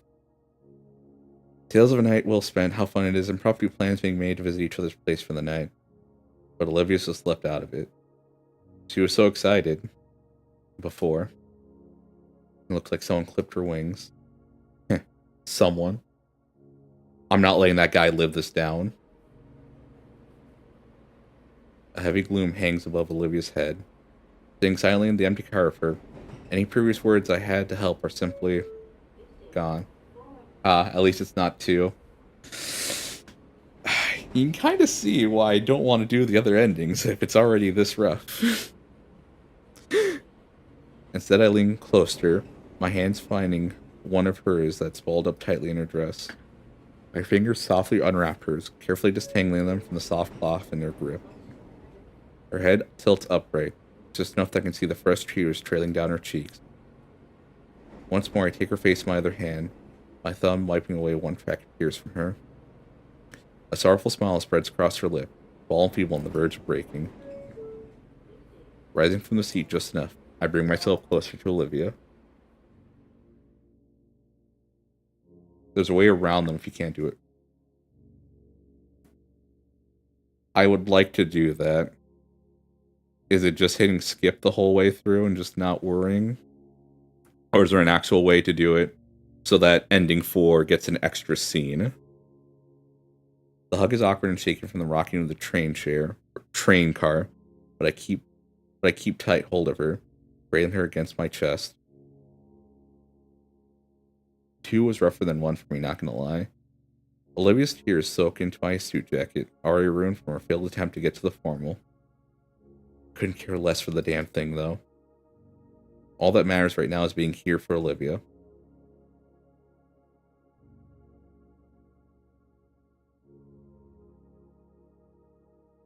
Okay, as long as it registers you finish the other... Okay. Okay, I'll do that then. I'll just skip through the whole thing. My front door opens easily enough as I slowly wheel Olivia into my home.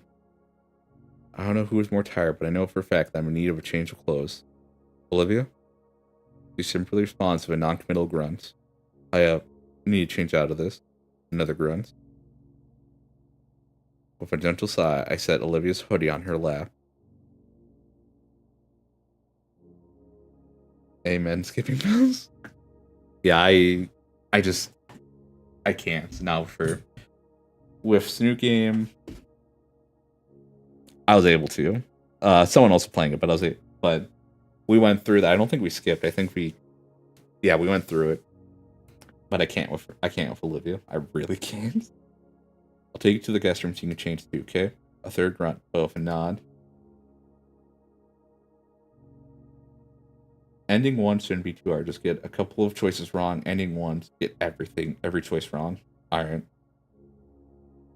After I bring the girl to the guest room on the ground floor, I scale my stairs slowly. Once away from Olivia, I finally feel the full weight of all my exertions tonight. My arms feel leaden, my legs a wobbly jelly. The want to just collapse and sleep drops violently on my shoulders. But I find the strength to haul myself into my room. It's a struggle to remove the sweat-soaked clothes from my body. Removing the undershirt almost made me slam face first into my wall. Inko? Wham. Ow. The cool hard wood of my floor feels amazing on my scaling hot back, even if my tailbone feels bruised. But I really recommend going through 2. It sends.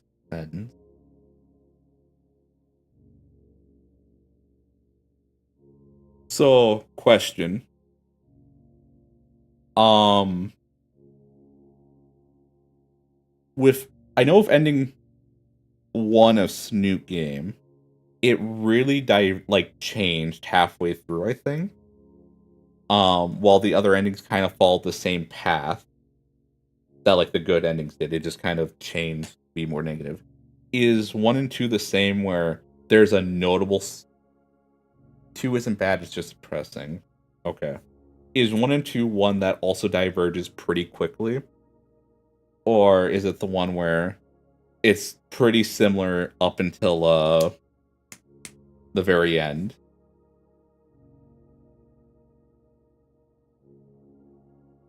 Olivia's kneeling in my doorway, back in her usual hoodie. Seeing her concerned look helps dull the pain. I'm fine. Good. She shovels further into my room, her eyes roving over my walls thoroughly. I see her standing, but my legs could use some reprieve. So I simply reach for the clean shirt I set aside and slide it on swiftly.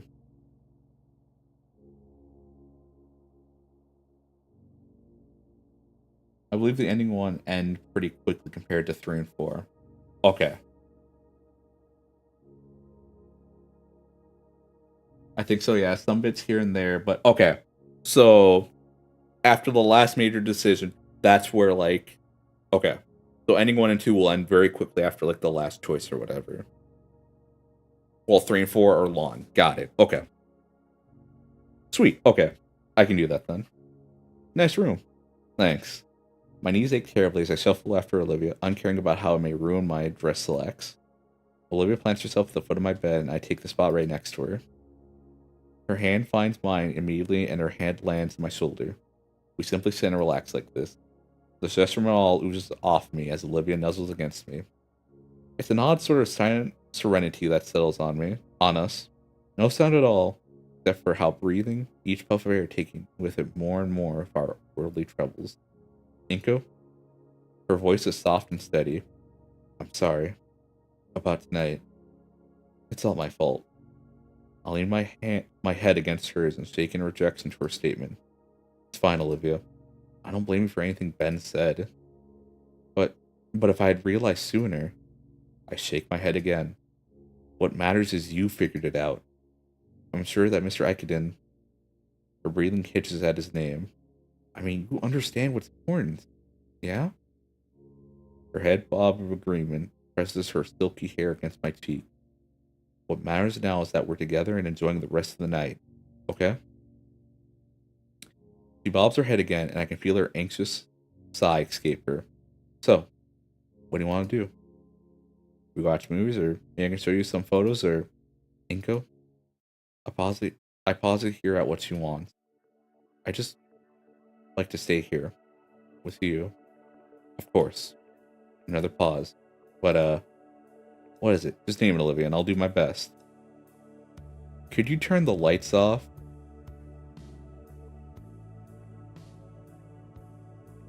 The lights?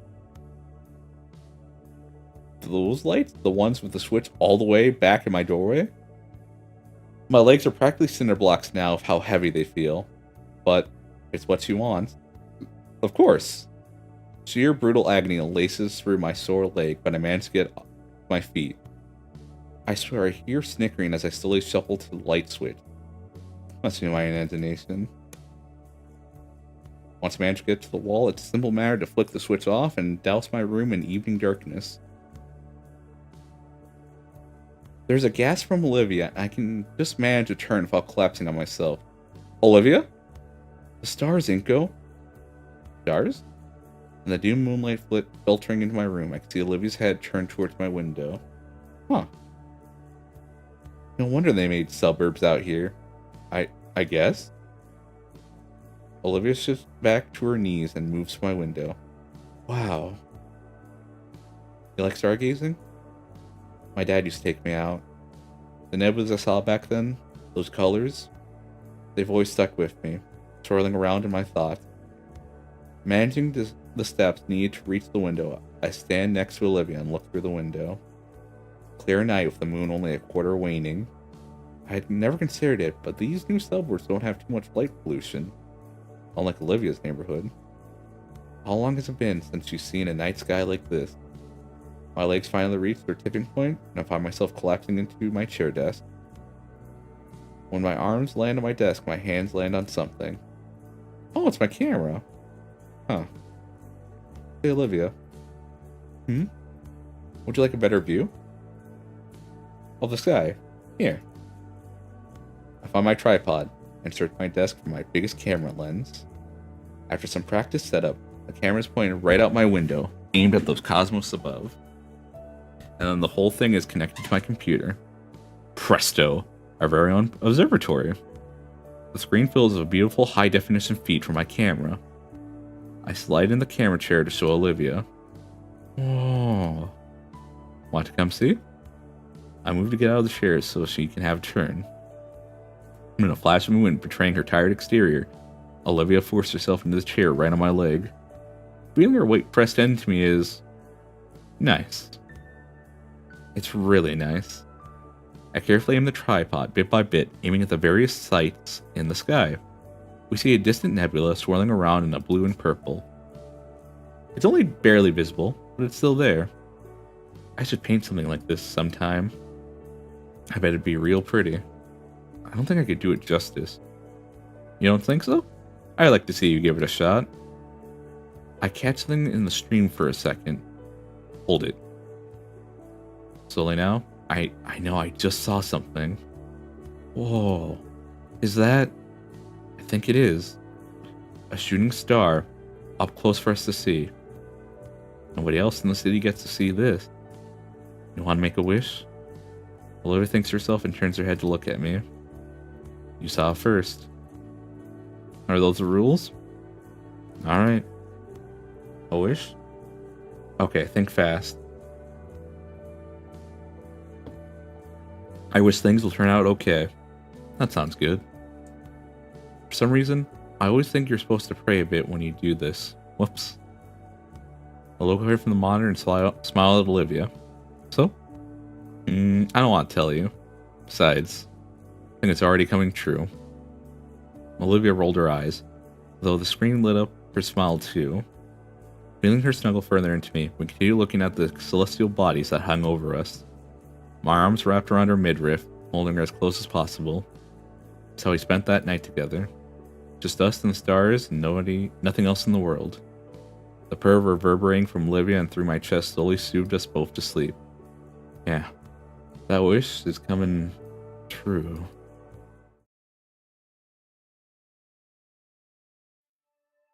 A month had passed since that night. I held Olivia, she held me, and things were okay, just for a while. After everything she'd been through, Olivia needed something to help lift the burning weight from her shoulders. Thankfully, the next day marked the beginning of winter break, and we ended up spending most of it together. Most of the time it was just hanging out at each other's house, watching shows, and playing games. She even taught me how to get guts to perform tricks. It was simplistic, but those intimate moments with her were memories I'll cherish for as long as I live. I even got to spend Christmas and New Year's with her and the Payne family. It was the closest thing to having a real family I've experienced in years. In those 2 weeks, I've never felt more connected to Olivia. Time marches on though, and the future draws closer day by day. The first semester ended last week, and this week, along with the new syllabus for this semester, we've also been given our college prep packets, along with a number of different application forms. There's so many that crammed backpack can't. There's so many that my crammed backpack can't fit them. Looking through the varying sheets, I feel confident in most of my choices, most of which are within the city, and I hope. Oh, here's my stop. Holding the 2 overfilled folders to my chest, I make my exit and head for my usual destination. Minding the numerous papers in my arms, I gently push open the door to the Payne residence. The whole year reading? It's open! I know, Randy. Thanks. The head of the house and Vinny are at the dining room table, working on his homework together. Hey, Inky! Liv is in her room.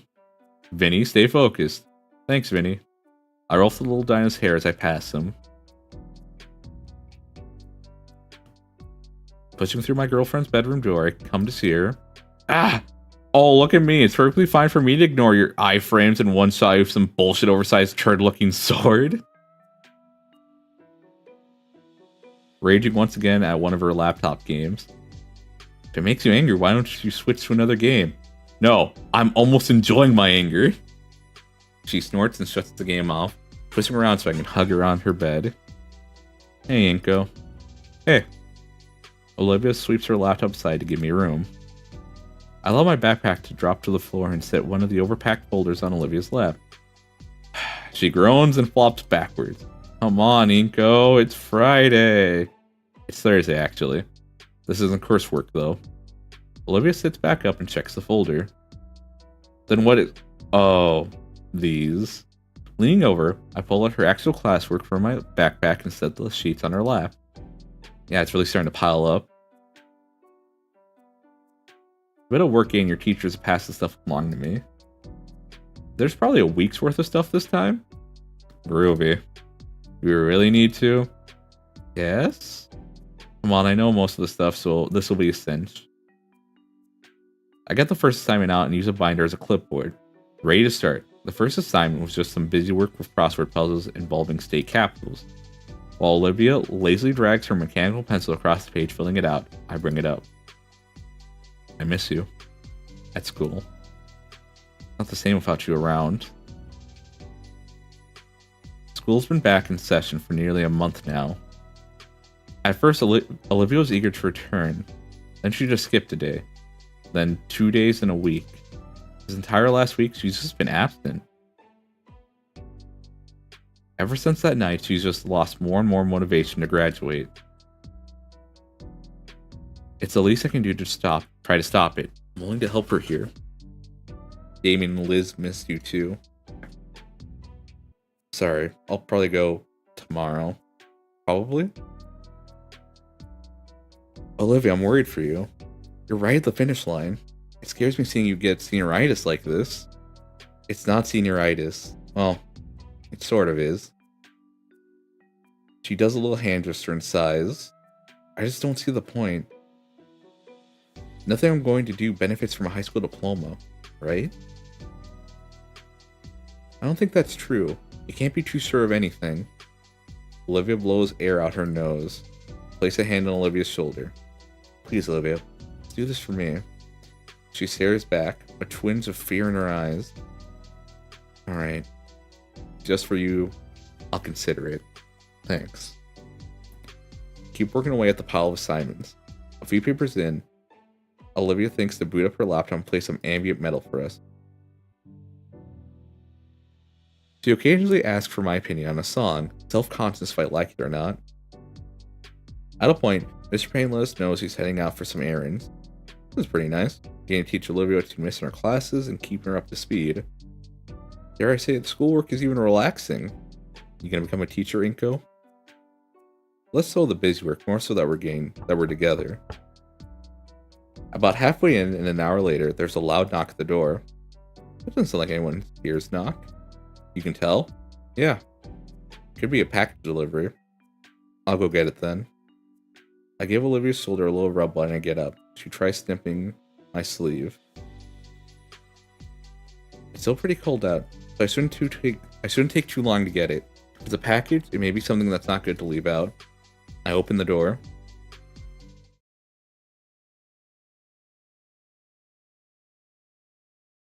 Hey, Inko. Instantly, my enthusiasm is drained. What is it? He's starting to shiver in the freezing, huddling to himself. Look, Inko. Can I come in for a moment? No. What do you want? He sighs. Listen, I know things didn't go well when we last talked. We didn't leave on good terms. I'm here because of Olivia. Why is she not coming to school? None of your business. She needs to keep your grades up.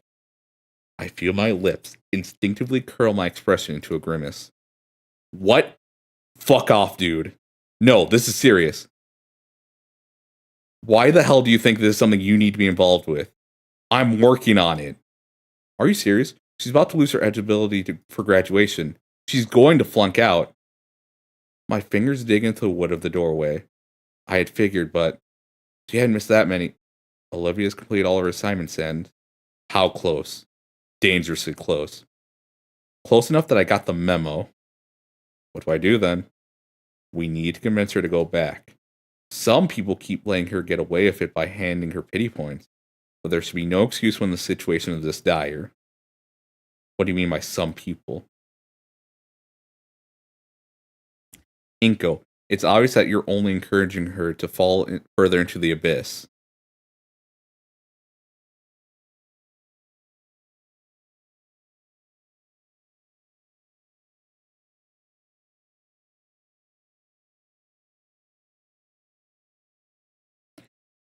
What?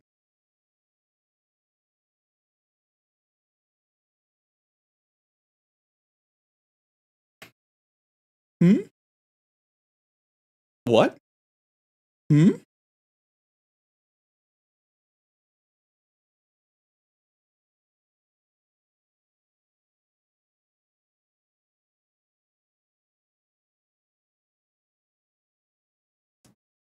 Now I know Ben isn't a clairvoyant.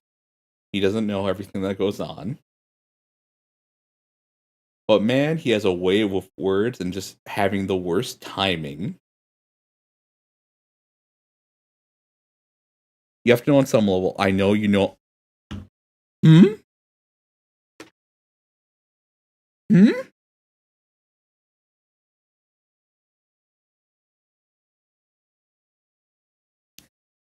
Even...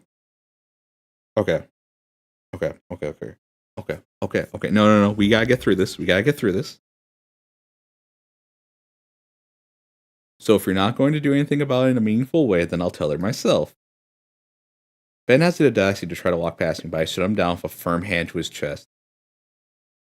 Why can't you get the idea, Ben? Olivia wants nothing to do with you. I'm trying to do what's best for her. Ben starts yelling at the near top of his lungs. Olivia, please just hear me out. I'm trying to help you out. Ben, stop. Just let me talk to you. Stop! Just stay away from us before you make things even worse. Ben stands there, unable to form any more words for a while. For a while, I can't either. You psycho.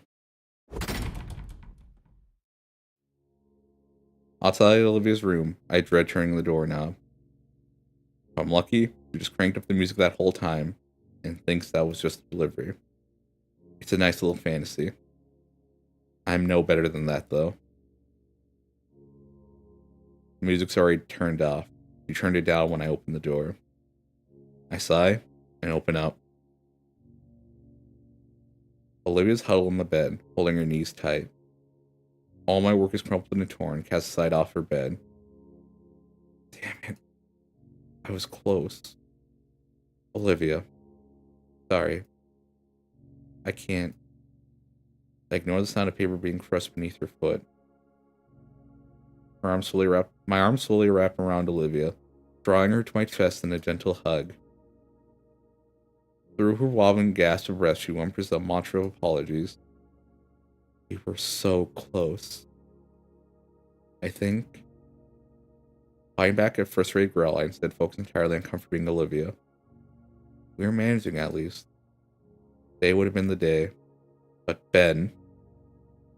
With clearing shake of my head, I return my attention to Olivia, who has finally quieted down. Olivia. Her arms hold her legs more tightly. I'll be fine, Olivia. Her arms ease. We'll figure things out. I promise we'll figure things out. The rest of the school year is a blur to me. Days turn to weeks. Weeks turn to months. It didn't even hit me that I was graduating until the day finally came. Being handed my diploma, shaking Scalar's hand, it almost felt surreal. It was a moment that I had been anticipating the entire year, and I finally achieved it. Although it didn't feel quite as fulfilling knowing Olivia was sitting with the audience rather than beside me. Regardless, I don't have the time to dwell on the past. I need to worry about our future, and that means supporting her. I'd even bother to check.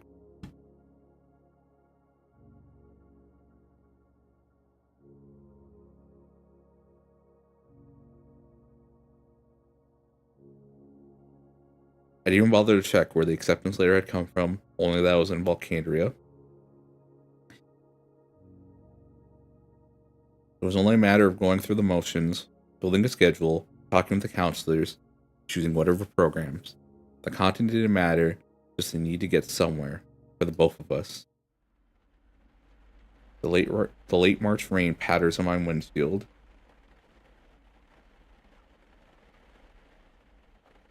Inko's a dude. He's really a dude. He's stepping up, and he's doing his part. Ben never fails to show up when he has capacity to be the worst. Is Ben ever elaborated on in any ending?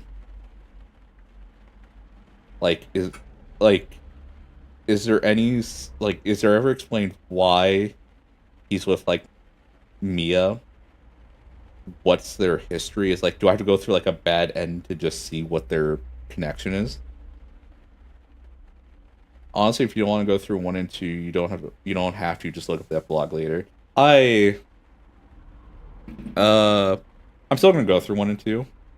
In 4, okay. So I get to experience that with you guys. Okay. Okay.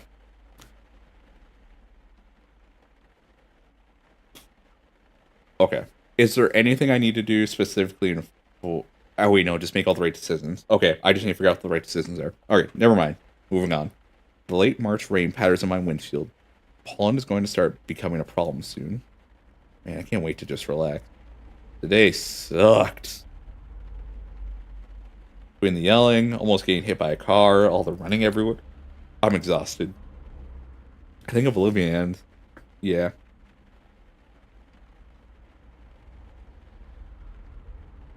Context about Ben was skipped over a long time ago.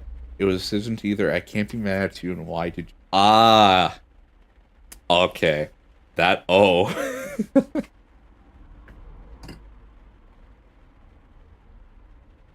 That was man... Wait, what? There was one decision mandatory for 4. Neats. Okay, and it was the confrontation.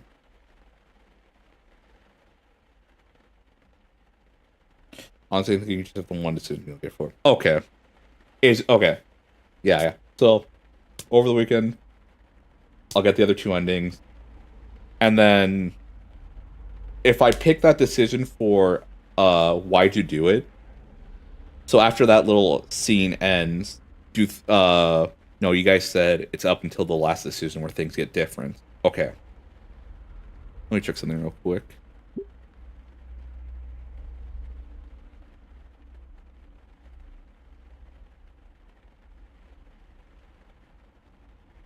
Okay, so unseen tech. And then I'm assuming... Okay, and then there's also... Oh! You can see the scores. Okay.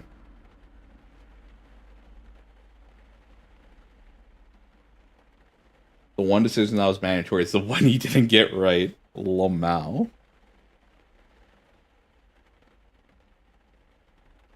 To be fair, I've gotten a few decisions wrong, but then you guys guide me to better ones.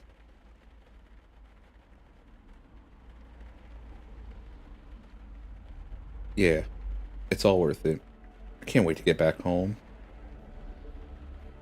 Spring break finally rolled around. All my coursework is finished and submitted just in time. I even had the time to compose cordial well wishes to all my professors. I'm glad about that in a way because E3 is very refreshing. Yeah. And you guys did get to see my reactions to various things that happened. But yeah. 1 and 2 I can't do on stream, I just know that. Before, definitely we're gonna do that.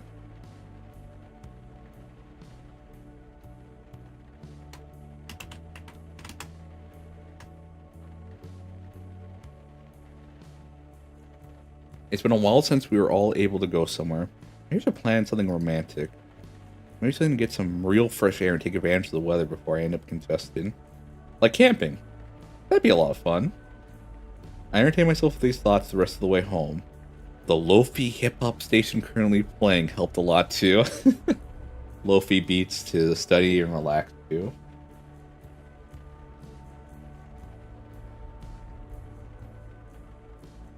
The one decision about the eulogy would probably...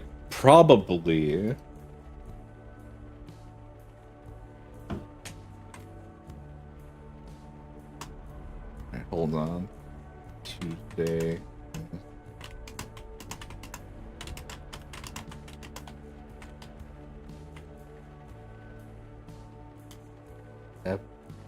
Log. I think that's how you spell it. Olivia's recently gotten to it and wanted me to give it a listen. Gotta say it's pretty good. Finally, I arrive at my flat. It's a small, cozy place. Nothing I can afford something more luxurious. Just something that spoke to Olivia and I.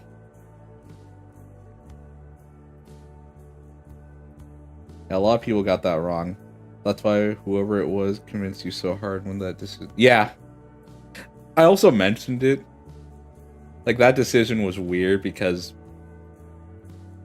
Because Ben, I don't trust him. We haven't been given a reason. I have not been given a reason to. With how I am. Like, he started off cool. He was like... At the start, he was kind of like Nasir. Where he was just trying to be helpful. But unlike Nasir, he couldn't let things slide. Also, he wasn't in a precarious situation with his girlfriend. Because his girlfriend was just trying to get time with him. Instead of having him spend so much time with Fang.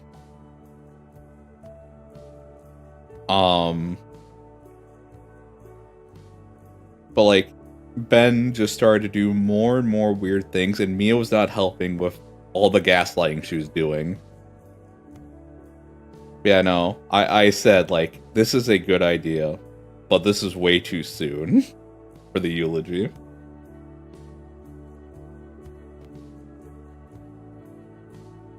And I like what Inko said. You know what, Ben? Like, I like what he said when he said it's too soon. He says, you know what? You're right. You're absolutely right. You know, this sounds like something we should do. It's too fucking soon. So when he said that, I was like, yeah, this is the better option. Because again, I agree with Ben. We should do this. But not even 15 minutes later, he drops this. He's like, we need to do this. Olivia, I know you can. It's like, all right, bud. Pump the brakes a bit. Let's step back a few.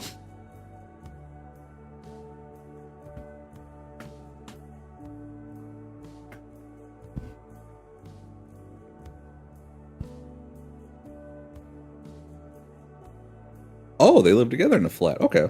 I shifted the car into park and pulled the keys from the ignition, sighing in relief. A small staircase later, and I'm at the front door, unlocking it quickly and stepping inside. It's quiet as usual.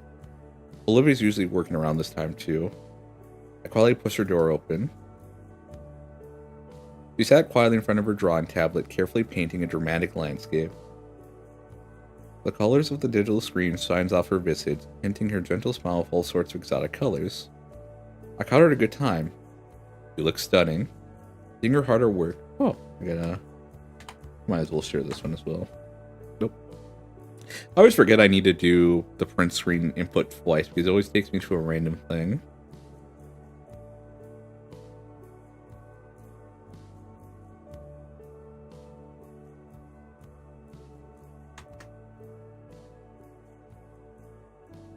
Yeah, no, that eulogy option probably wouldn't take me to ending 2. Once a gamer girl, always a gamer girl, you know? I just hope she's not live streaming her art thing. I don't know if she could handle that. Leaving her hard at work combined with the ambient lighting in the room, painting all on its own. When she sees me, the corner of her mouth picks up, and I see a bit of that sparkle in her eye. She waves to me and mouths off a silent message. I made club sandwiches. Yours is in the fridge. I return a thumbs up. I'll be out in a bit. Let me wrap up here. Gently, I shut the door to not make a sound. Sorry about that, guys. I need to start wrapping up. Oh, she is streaming it. I hope it's going well for her then. The gamer gator gal is the best gator gal. Yeah. That's good. The only reason I say I kind of hope she isn't streaming is because I don't know how she...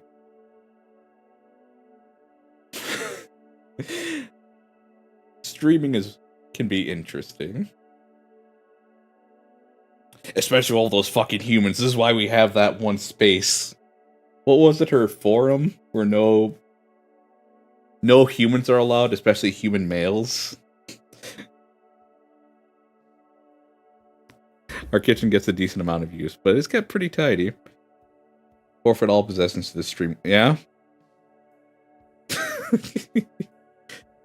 Lizard Launch, thank you. Yep, that one.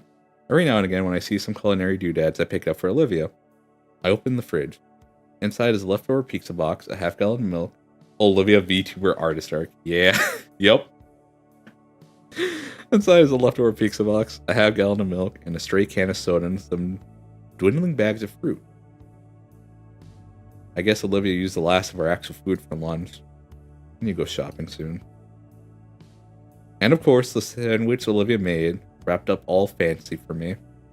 There's even an olive spike through the top of a toothpick. Looks good. I grabbed the soda and shut the door. Ordinarily, I sit at the table. The couch is too inviting to my sore back. Olivia should be done for stream soon. Maybe I should rent a movie or something. Before I take the first bite of the sandwich, the bedroom door creaks open. In the corner of my eye, I watch as my girlfriend tries to surreptitiously sneak towards me on hands and knees. While she has miniature gator skin bags beneath her eyes, I can clearly see the mischievous glimmer in her mirror-like irises. Pretending not to notice her, I chew on delicious sandwich meat. till I feel a sharp tug on my wrist. Her jaws wrapped around it, gently nomming on my... Oh my gosh. I love her. So let's go once I look at her, and I keep my hand held out so she can take it. Once she does, it's simply a matter of drawing her up and onto the couch beside me. She sniffs the air and follows the scent to my club, which she also nips at. Give me some. One bite. One human bite. She's stupid. Heh. She crunches off the other. Oh my gosh. I remember the scene where, it's Aikiden says, "Alright now, Olivia, apologize to him," and like she fucks it up so hard. I don't remember that scene, but there was a scene where like she kept saying the wrong word. She's like, "Sorry, I fucked it up." She's too adorable. Yeah. She runs off the other end, and I follow up with my next bite. Good. Olivia's cooking is always wonderful. She's definitely upset about something. Hey, something got you down? You seem low energy. Nah, don't worry about it. Just some heckler when I was wrapping up the stream. Yeah, that's what I was kind of worried about. She isn't... Yeah. I mean, thank you. I mean, sorry. I mean, thank you. I mean, I don't know. Yep. Don't worry about it. How was your day? Oh, man. It was nuts. Barely had time to finish my last assignments to avoid homework. Like, all the other students were in a rush, too. Then there was some stupid bug with the submission website. Really exhausting day. And some prick nearly ran me with his pickup. But I did get my schedule cleared. The spring break is all ours. Aw, nice. How was your day? Oh, I just streamed. All day? Nice. Have you reached 5,000 followers? Yeah, I did. That's nice.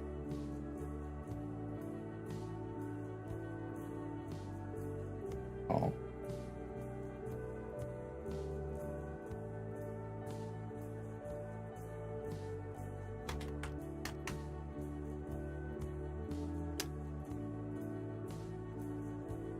$5,000 followers, that's... What is it? If you have 100 concurrent viewers on Twitch, you're like in the top 1% or something? Top 10? You're like on the high end if you have 100 concurrent viewers.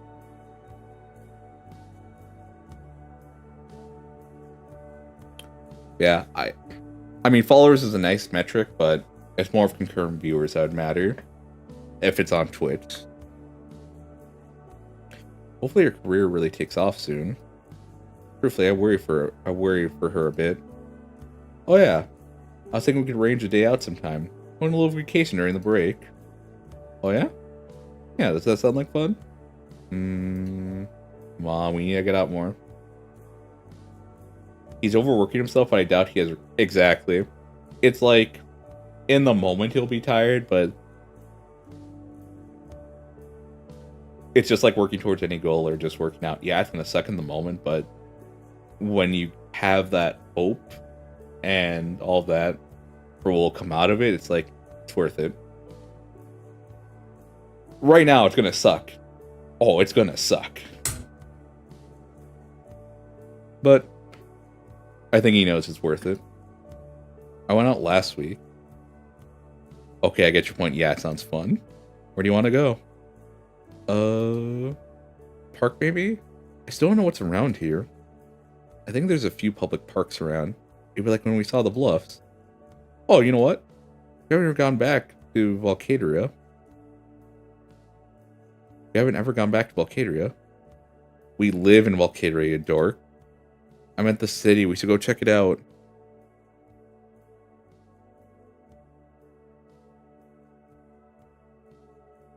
I bet the Pains would love to have us over. Olivia flinches. What do you say? A little trip down memory lane? Come on, it's only been a year. I think it'd be fun to feel the coastal breeze again. Not yet. Olivia fidgets.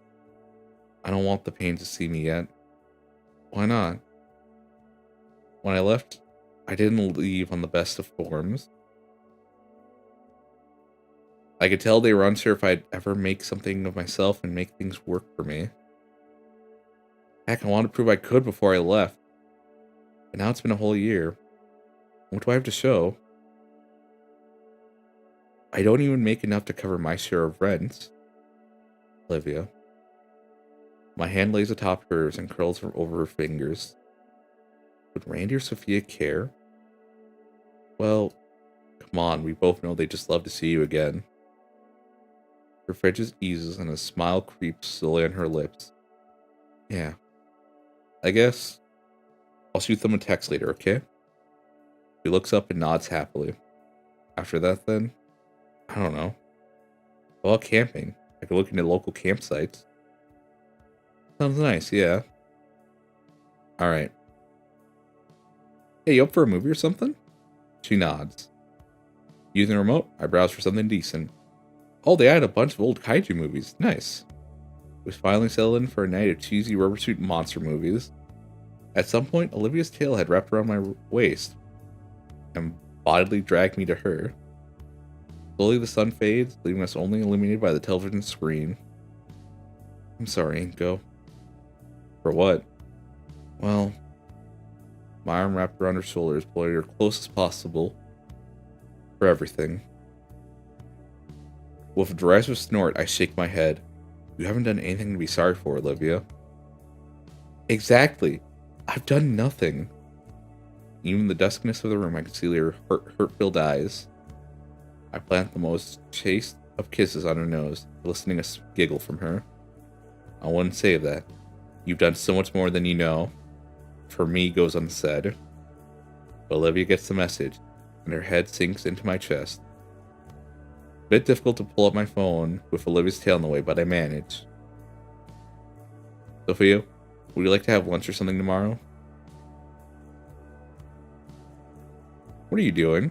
Sending that text. Oh, absolutely, sweetie. We haven't heard a thing from either of you for so long. Why don't we get brunch? Oh, brunch for the pain sound, Liv. Okay. Been a while since I had Auntie's waffles, after all. Brunch sounds good. Wonderful. Remember, brunch. I accept the automated schedule update on my phone and let it drop into the couch cushion and return to the movie marathon. Always love seeing the old cinematography tricks in action, and Olivia enjoying the cheesy battles. Well, we both are enjoying. Well, we are both enjoying that part. I don't think he ever gets his phone fixed. Good. If he still leaves it, it's still good. Made even better after I order a pizza. At some point, Olivia falls asleep leaning against me. I find it hard to stay awake too. The morning sun greets us as we exit the flat together. I take the moment to bask in its warmth, breathing deeply the crisp spring air. Achoo! Excuse you, Inko. My hand is quick to rub my nose clear of any pollen. Sorry, Liv. Anyway, where are we heading first? Olivia ponders it as she wheels herself to the car. She sways idly in her chair, really considering where we spend the morning. Finally, she speaks up when I hold the door open for her. Well, Auntie Sophia said it would be a brunch. We got a couple hours.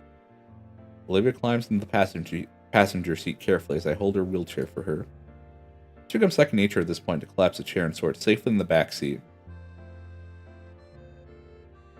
I kind of want to take a trip down memory lane.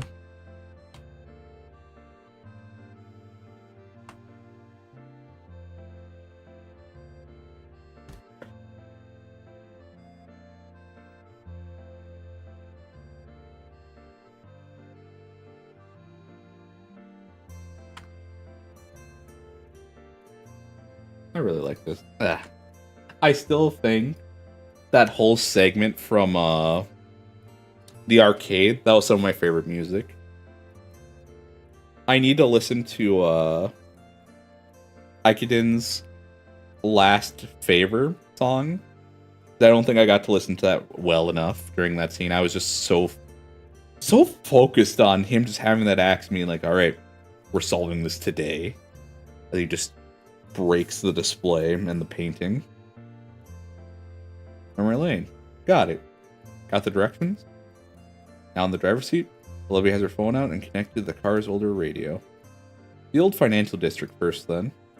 With a nod, I shift the car into reverse and carefully back out of the parking space. Once we're on the road proper, Olivia sets the tone for our trip. The song is fast and upbeat, and with just a hint of haziness. Glancing at her, I see that she's checked out completely. Her eyes cast on the passing view through the window. She won't be for too long, thankfully. Getting back home is easy if you just know which back road to take. It's so good, but really short. We pass through the congested section of downtown. Olivia lowers the music and speaks up. Inko? I turn her and see her face pressed to the window. What is it? That building. The one right there. Looking where she's pointing, I see an older building that's vaguely familiar. After I squint at it for far too long, Olivia supplies the answer. It's the old arcade. Her voice is low. Taking a closer look at the building, I finally realized why I couldn't recognize it. The paint looks fresh and there's a different sign above it. Oh, it must have been bought by someone. Yeah. Do you want to check it out? We got the whole day after all. With the heavy traffic on the main road, Olivia has time to consider deeply. Finally, she sighs and shakes her head. It's too early anyway. In fact, I think it's too early for Old County. I doubt anything interesting will be open. Oh. Well, any other place you want to see then? The light had finally changed and we start down the street again. But Olivia's eyes never leave the old arcade building. It's when even I can't see it from the rearview window that Olivia decides. I want to see the bluffs actually. It might look nice early in the morning. That is a bit more of a drive in a totally different direction. But sounds good. Turning the steering wheel to the side, the car starts down another side road and towards the highway. Are you excited to go hiking again? Hiking? I mean, we don't have to walk the entire thing, do we? I just figured it'd be nice to do it again. I suppressed the word exercise from my mind. It'd be nice to recreate our first real date. Yeah, it would. Silence washes over the car as we both silently reminisce on our visit a year ago. Seems like so long ago now, even though it's been a year. As I slow to a crawl in response to a silver SUV cutting me off, Olivia begins tapping on my arm furiously. Inko, look! Huh? She points at something out my window. Out my window. I shift my gaze to follow. To our left lies our old high school, St. Hammond. Oh wow, I didn't even recognize where we were. Can we stop and visit? It's a Saturday. It might still be open. There's clubs on Saturday. There are some cars left in the parking lot. However, seeing Olivia become so adamant about wanting to check out the school, even after everything that happened last year. A part of me hopes that Olivia finally found her missing resolve. Let's give it a shot then.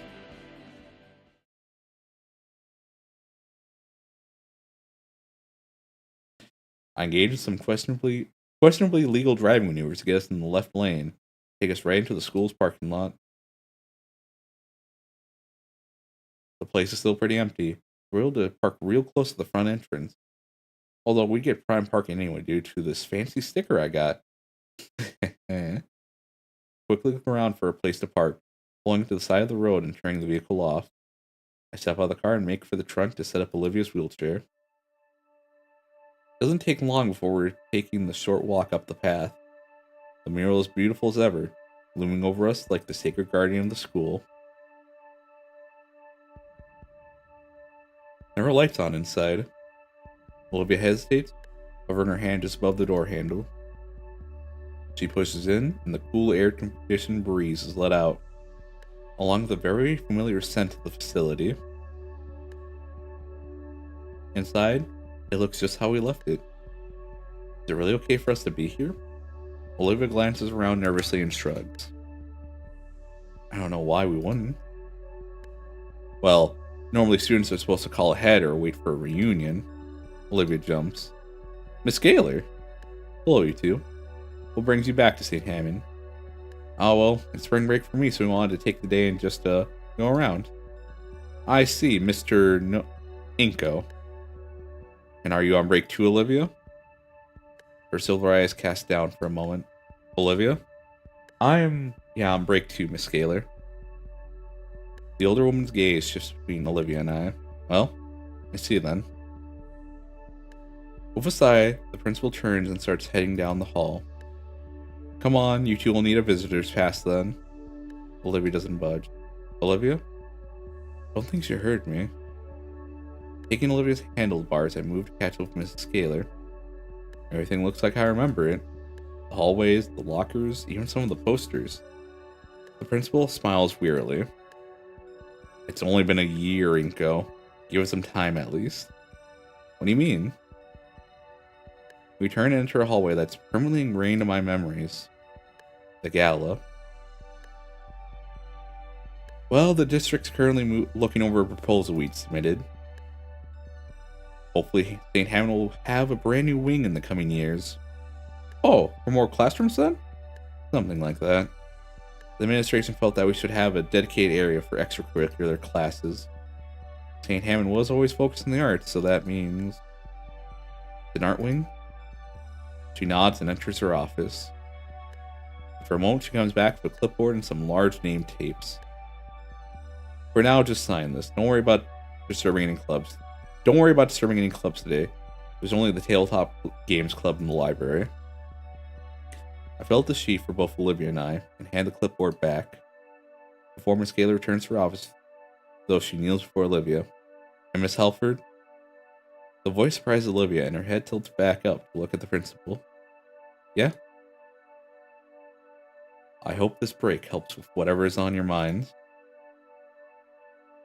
You may not be an official alumni, but you are a former student of St. Hammond.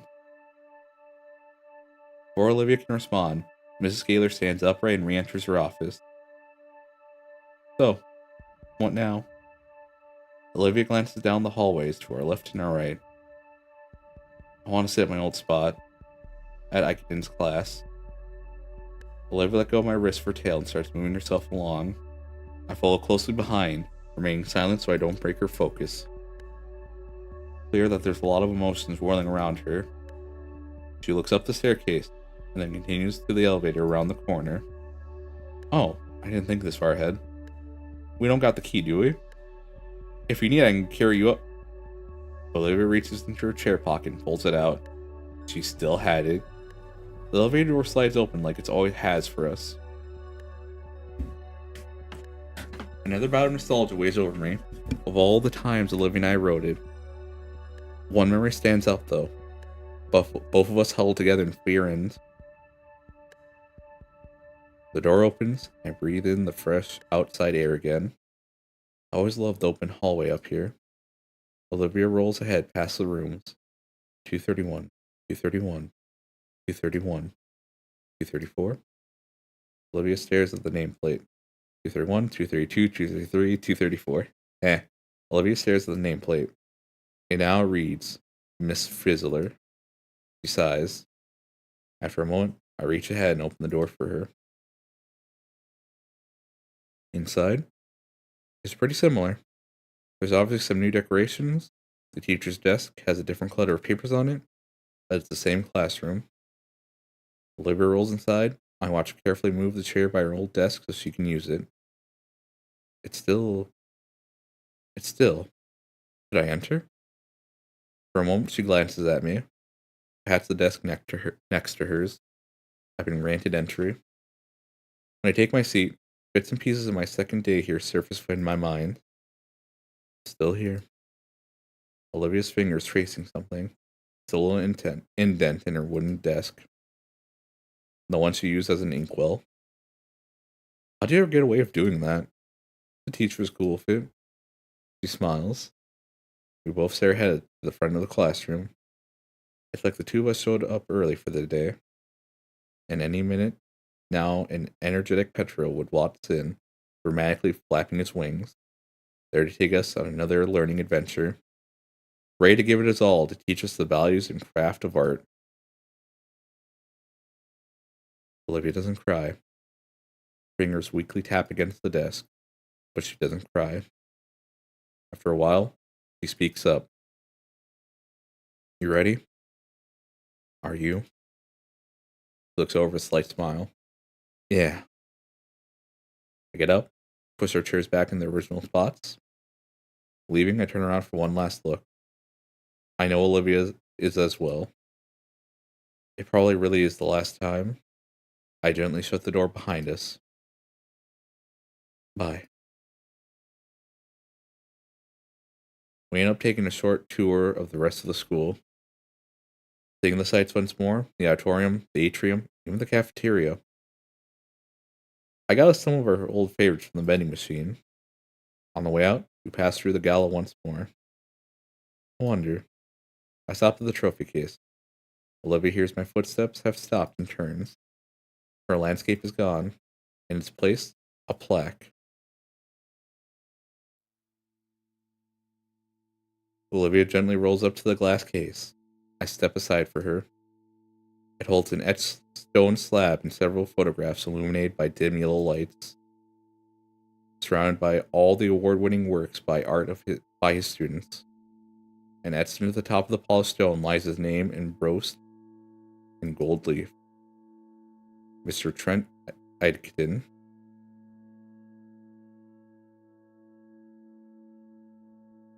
He was 37. Olivia's hands clasp over her mouth. Olivia, are you... She shakes her head and lets her hands drop to her lap. Inko. Olivia rolls back to the front office. Inside, Principal Scaler looks up from a sheet she was filling out. Are you done with your sightseeing already?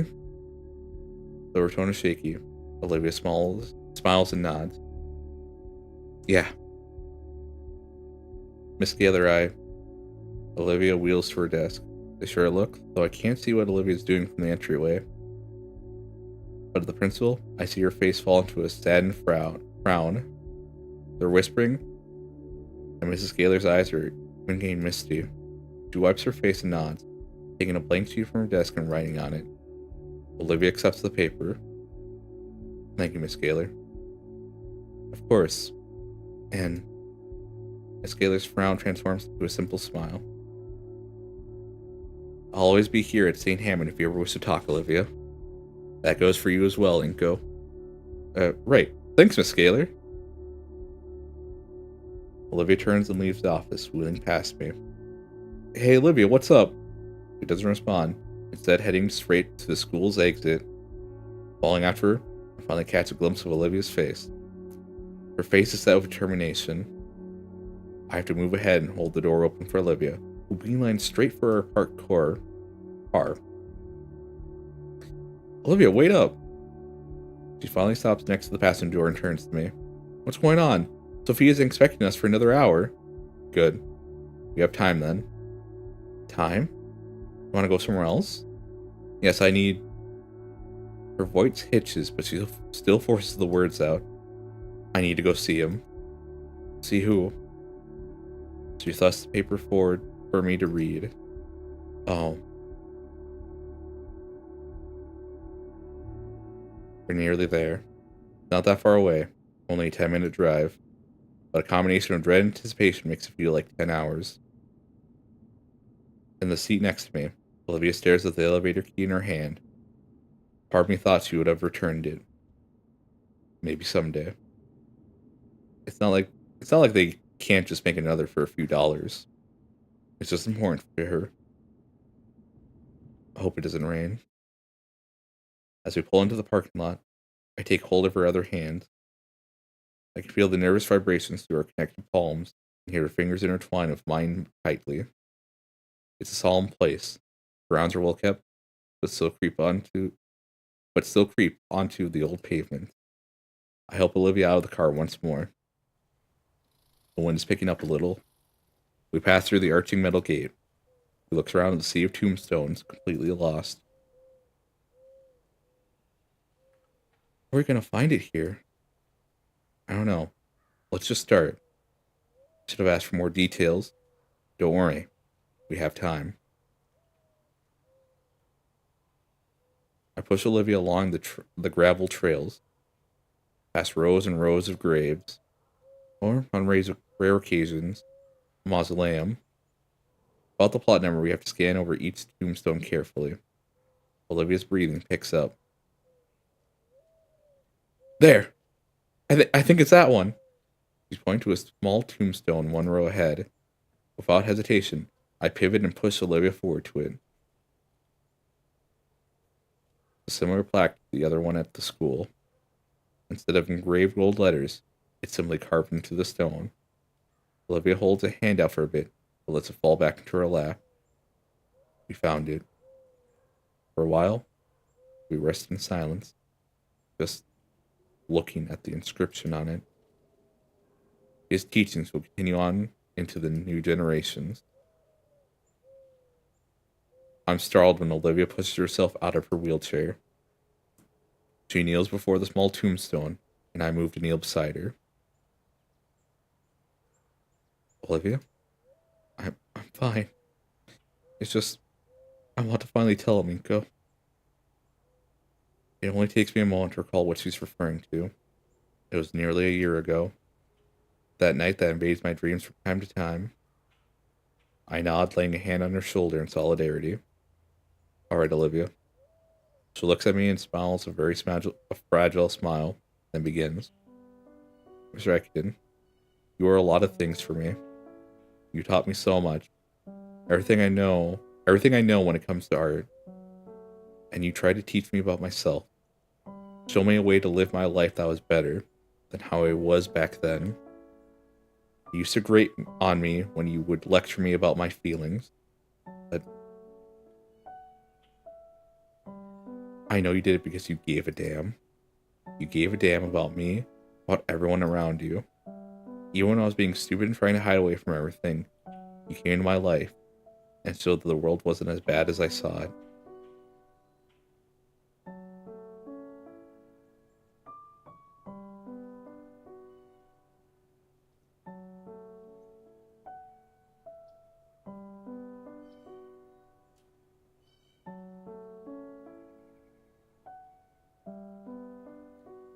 It is a beautiful smile.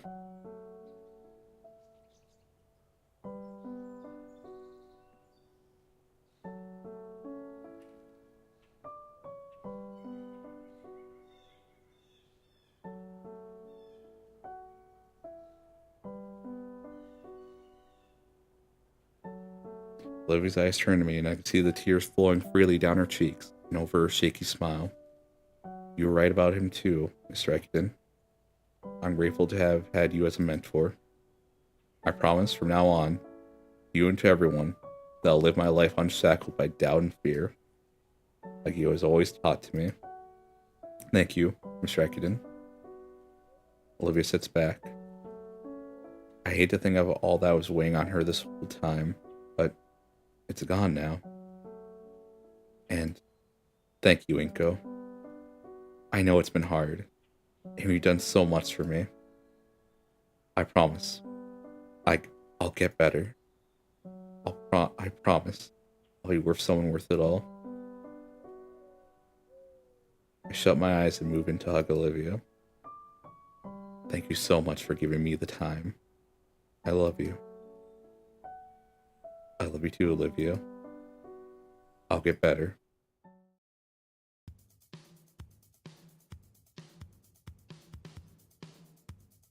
Oh.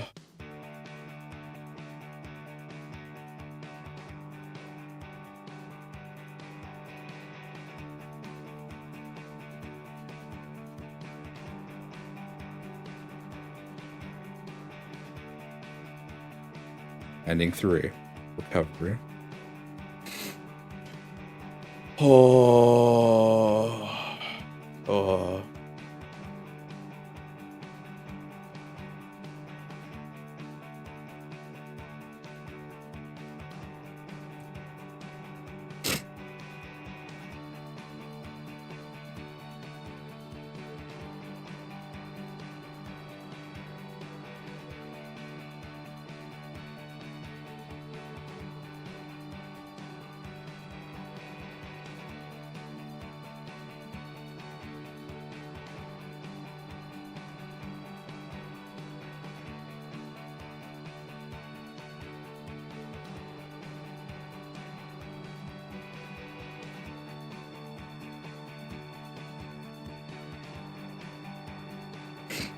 There's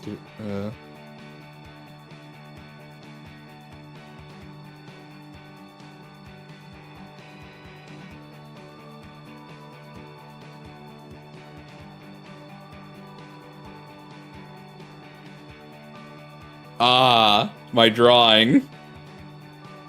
Oh, that. Oh, I wasn't expecting my art of that to come up. Oh. Ending 3 of 4.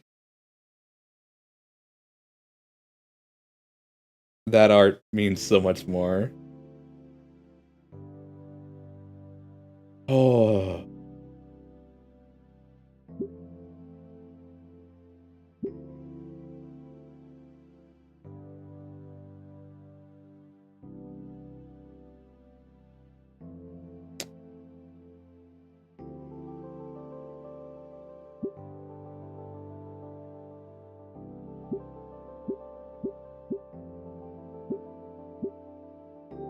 Alright. So, as long as I make it to the ending screen, it counts as being done. So I don't have to start all over from the beginning, correct? Like, it'll automatically just flag it in the systems or whatever?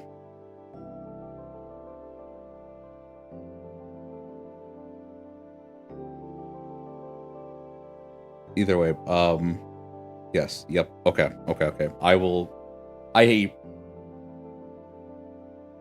Yeah, due to my schedule, I'm not able to do this until Tuesday, which is frustrating. I want ending 4. Oh, that. So, I've seen ending 3 for Snoot Game. I've seen ending 3 for I Wani Hug That Gator now. I would say this ending 3 is better than that ending's 3. Or the third ending, I'll just say. I'll say, yeah.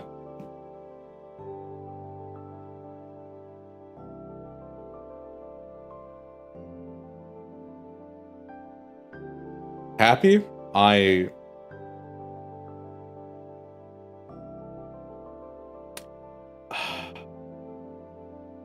Yes, because in this ending, Olivia is now free.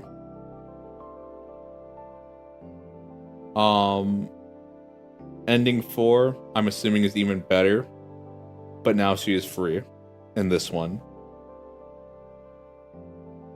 So, I am happy because now she's going to start moving forward.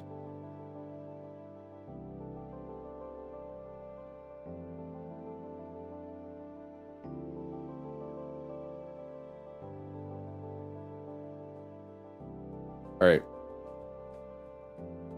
So, with this one ending, I'm gonna give my thought, I guess.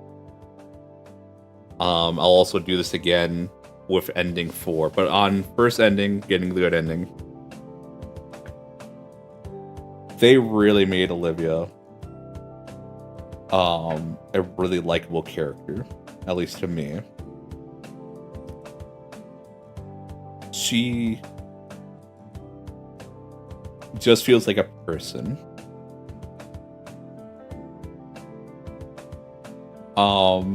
I like the cast of characters.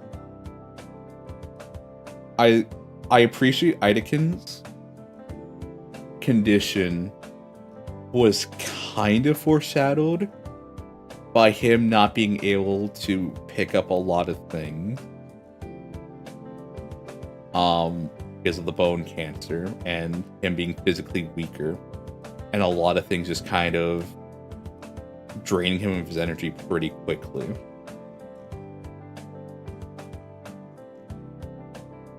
Like, it's things that kind of make sense that, you know, any ordinary person would have struggle. No feathers either. Yeah, there was things they did that I'm going to try to pick up on as I skip through. But there's a few things they did to be like, huh, that's interesting. It was said he looks old and young. again, there is just that's one thing. How can anyone look so young and so old at the same time? Yeah, because he was only 37. Like, I know there are some people who, I think a good example is like Jerma, who is like 38 now, I think 39, and he still looks really young. And the only reason you can tell he's not young is like because of the photos he has of when he was younger, doing all of his various skits on his YouTube channel. But even then, like, he doesn't look that much different.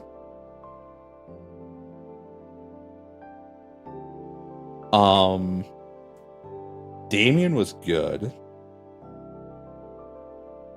I don't remember the name of the character in the Snoop game, but he was also like the same as Damien. He was like the drummer, I think, for the band. I like Damien's like, there are certain roles that are used again, but I like the implementation more in this one. Damien is literally a golden tree. He was just a really good guy.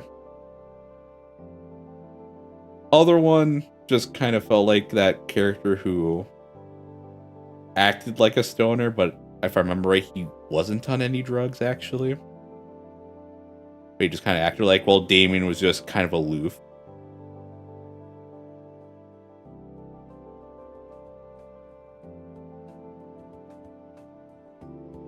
I am upset I missed everything, lol. You did miss a bit. I would honestly say if you wanted to see this, just have Corner play it for you, honestly. But if you don't mind going through the VODs, that's one way to watch this, but I don't know, I always feel like watching VODs, when you know it's a video from a stream, it always feels weird to watch it. At least to me. Like, there's a certain energy to it when it's live, but if you don't suffer from that affliction like I do, the VODs are there. Also, if you could have Corner play it. Oh, this game. Liz. Liz was alright.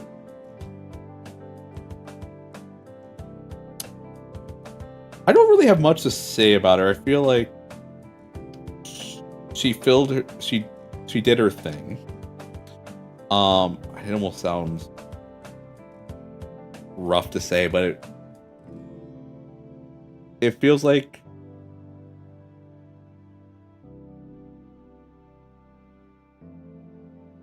it almost feels like you could have her out of the story and not too much would be different.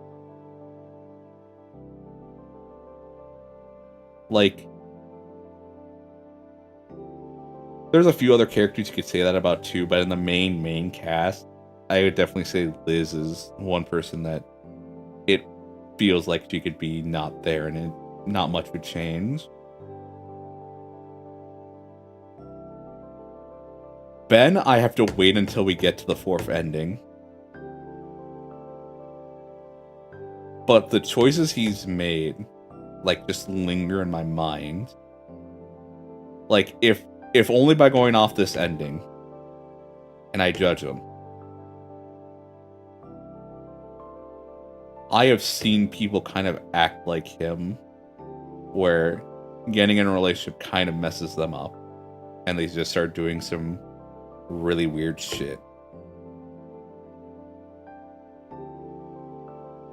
But apparently there might be more to him. And the whole thing of Mia just getting her off on different things, it's like,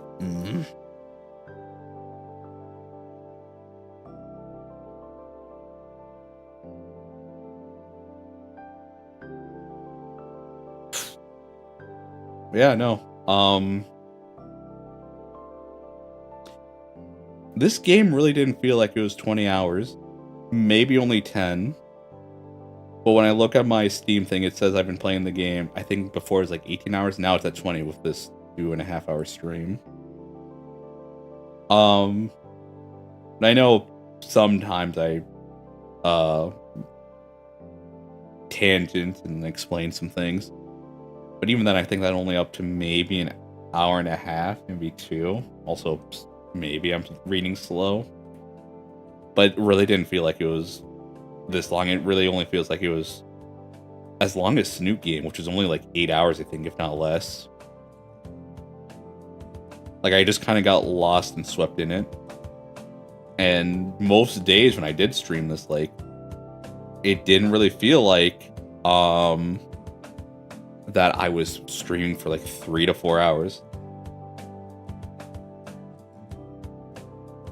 I know Mia has more significance than ending one, even to the point where there's a scene of her dancing with Pinko. I don't know the context.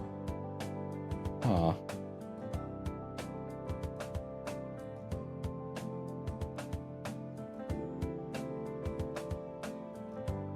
Yeah, no.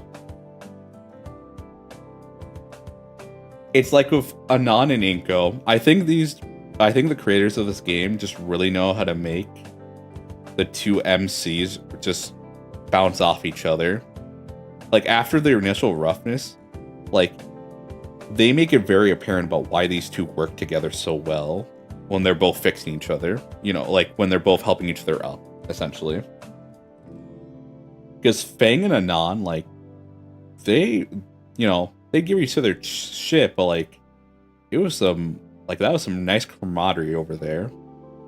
Like, you could just tell, it's like, I don't know, they're really fucking good friends, and not, like, even if they weren't together, it's like, no, these are two homies together. And this one is definitely more of a, oh yeah, you can use the debug score to help with the endings. I'm probably going to do that for 1 and 2, just to make things go a little more smoothly, to make sure I'm picking all the wrong options.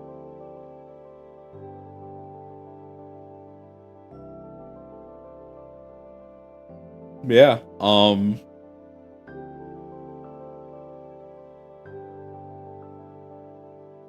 Olivia and Inko, it definitely felt like their relationship.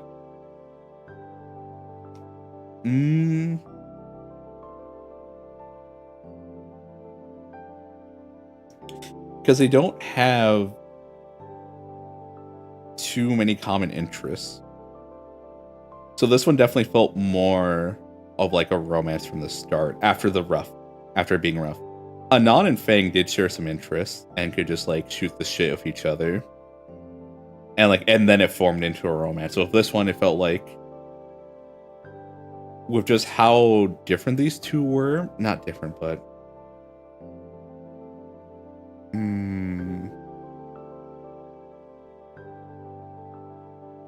yeah, Olivia and Inko are a bit more emotionally intimate than Fang, and yeah, I think that's a good way to put it. Where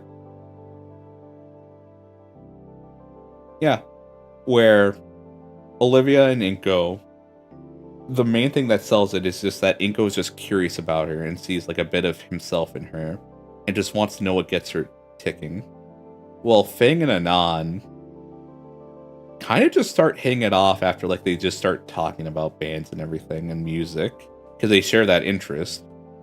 Like, that's why Anon was able to give her shit for like the 2 bass guitars, I think, and their performance. Like, he understood like this is a thing. Some bands have made this work, but the way you're doing this right now is like really funny to him.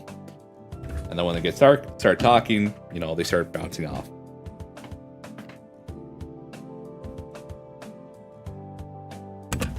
Sorry.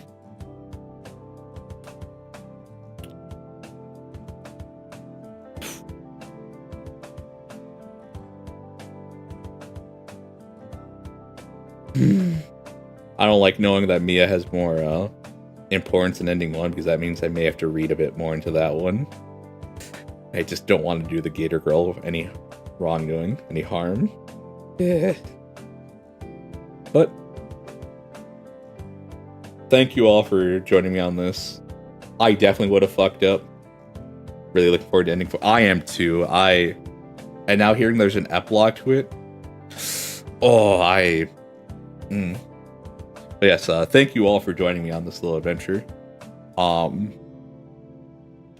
You guys really made it a lot more entertaining.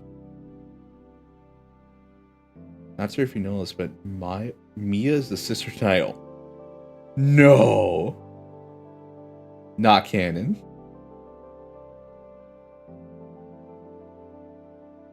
I mean, okay. Okay, let's say it's not canon. It's still fun to think if it was canon, though.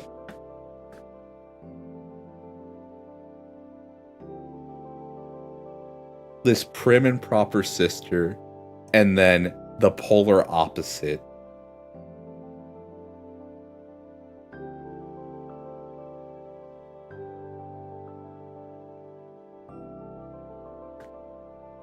I'm just saying, it's a fun thought. Yes. Thank you for all of you who came to join for these streams. It was a lot of fun. Seeing your guys' excitement for different scenes and just sharing in my excitements of just seeing Olivia being adorable.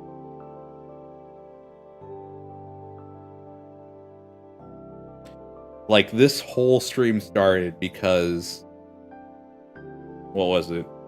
I think the Monday or Sunday before Valentine's Day, I go on YouTube and I see I Wani Hug the Gator announcement trailer for their release date trailer, and I was like, oh. I look at it, I see that, I see the release date is for Valentine's Day, and I go, okay, this would be a little funny. I am interested in the game, but I'm gonna stream it. And I can definitely say that streaming this and just playing this in general has been just a positive.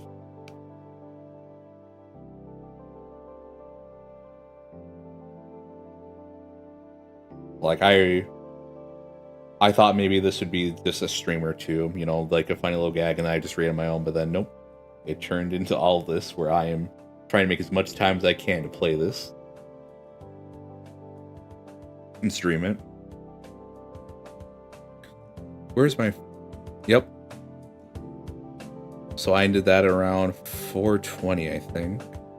Yeah, 4:20. No, 4:40. Oh, there we go. And I think I went up to... Play until 6? Really? No, that's still 4.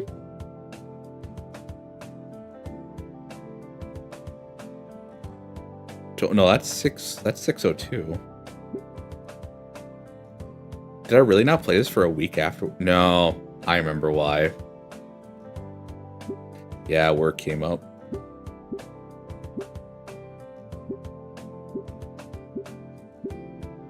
Yeah. So yeah, to all of you who joined on this little adventure, thank you. We'll be back on Tuesday for ending 4th, the epilogue. I'm getting to the other endings. So, I'll see you then. Hope you have a good weekend. Hope it all goes well. Hope you have a good day as well. And I'll see you next time. And I love that gator. I love Olivia. Take care. I'll see you next time. Bye-bye.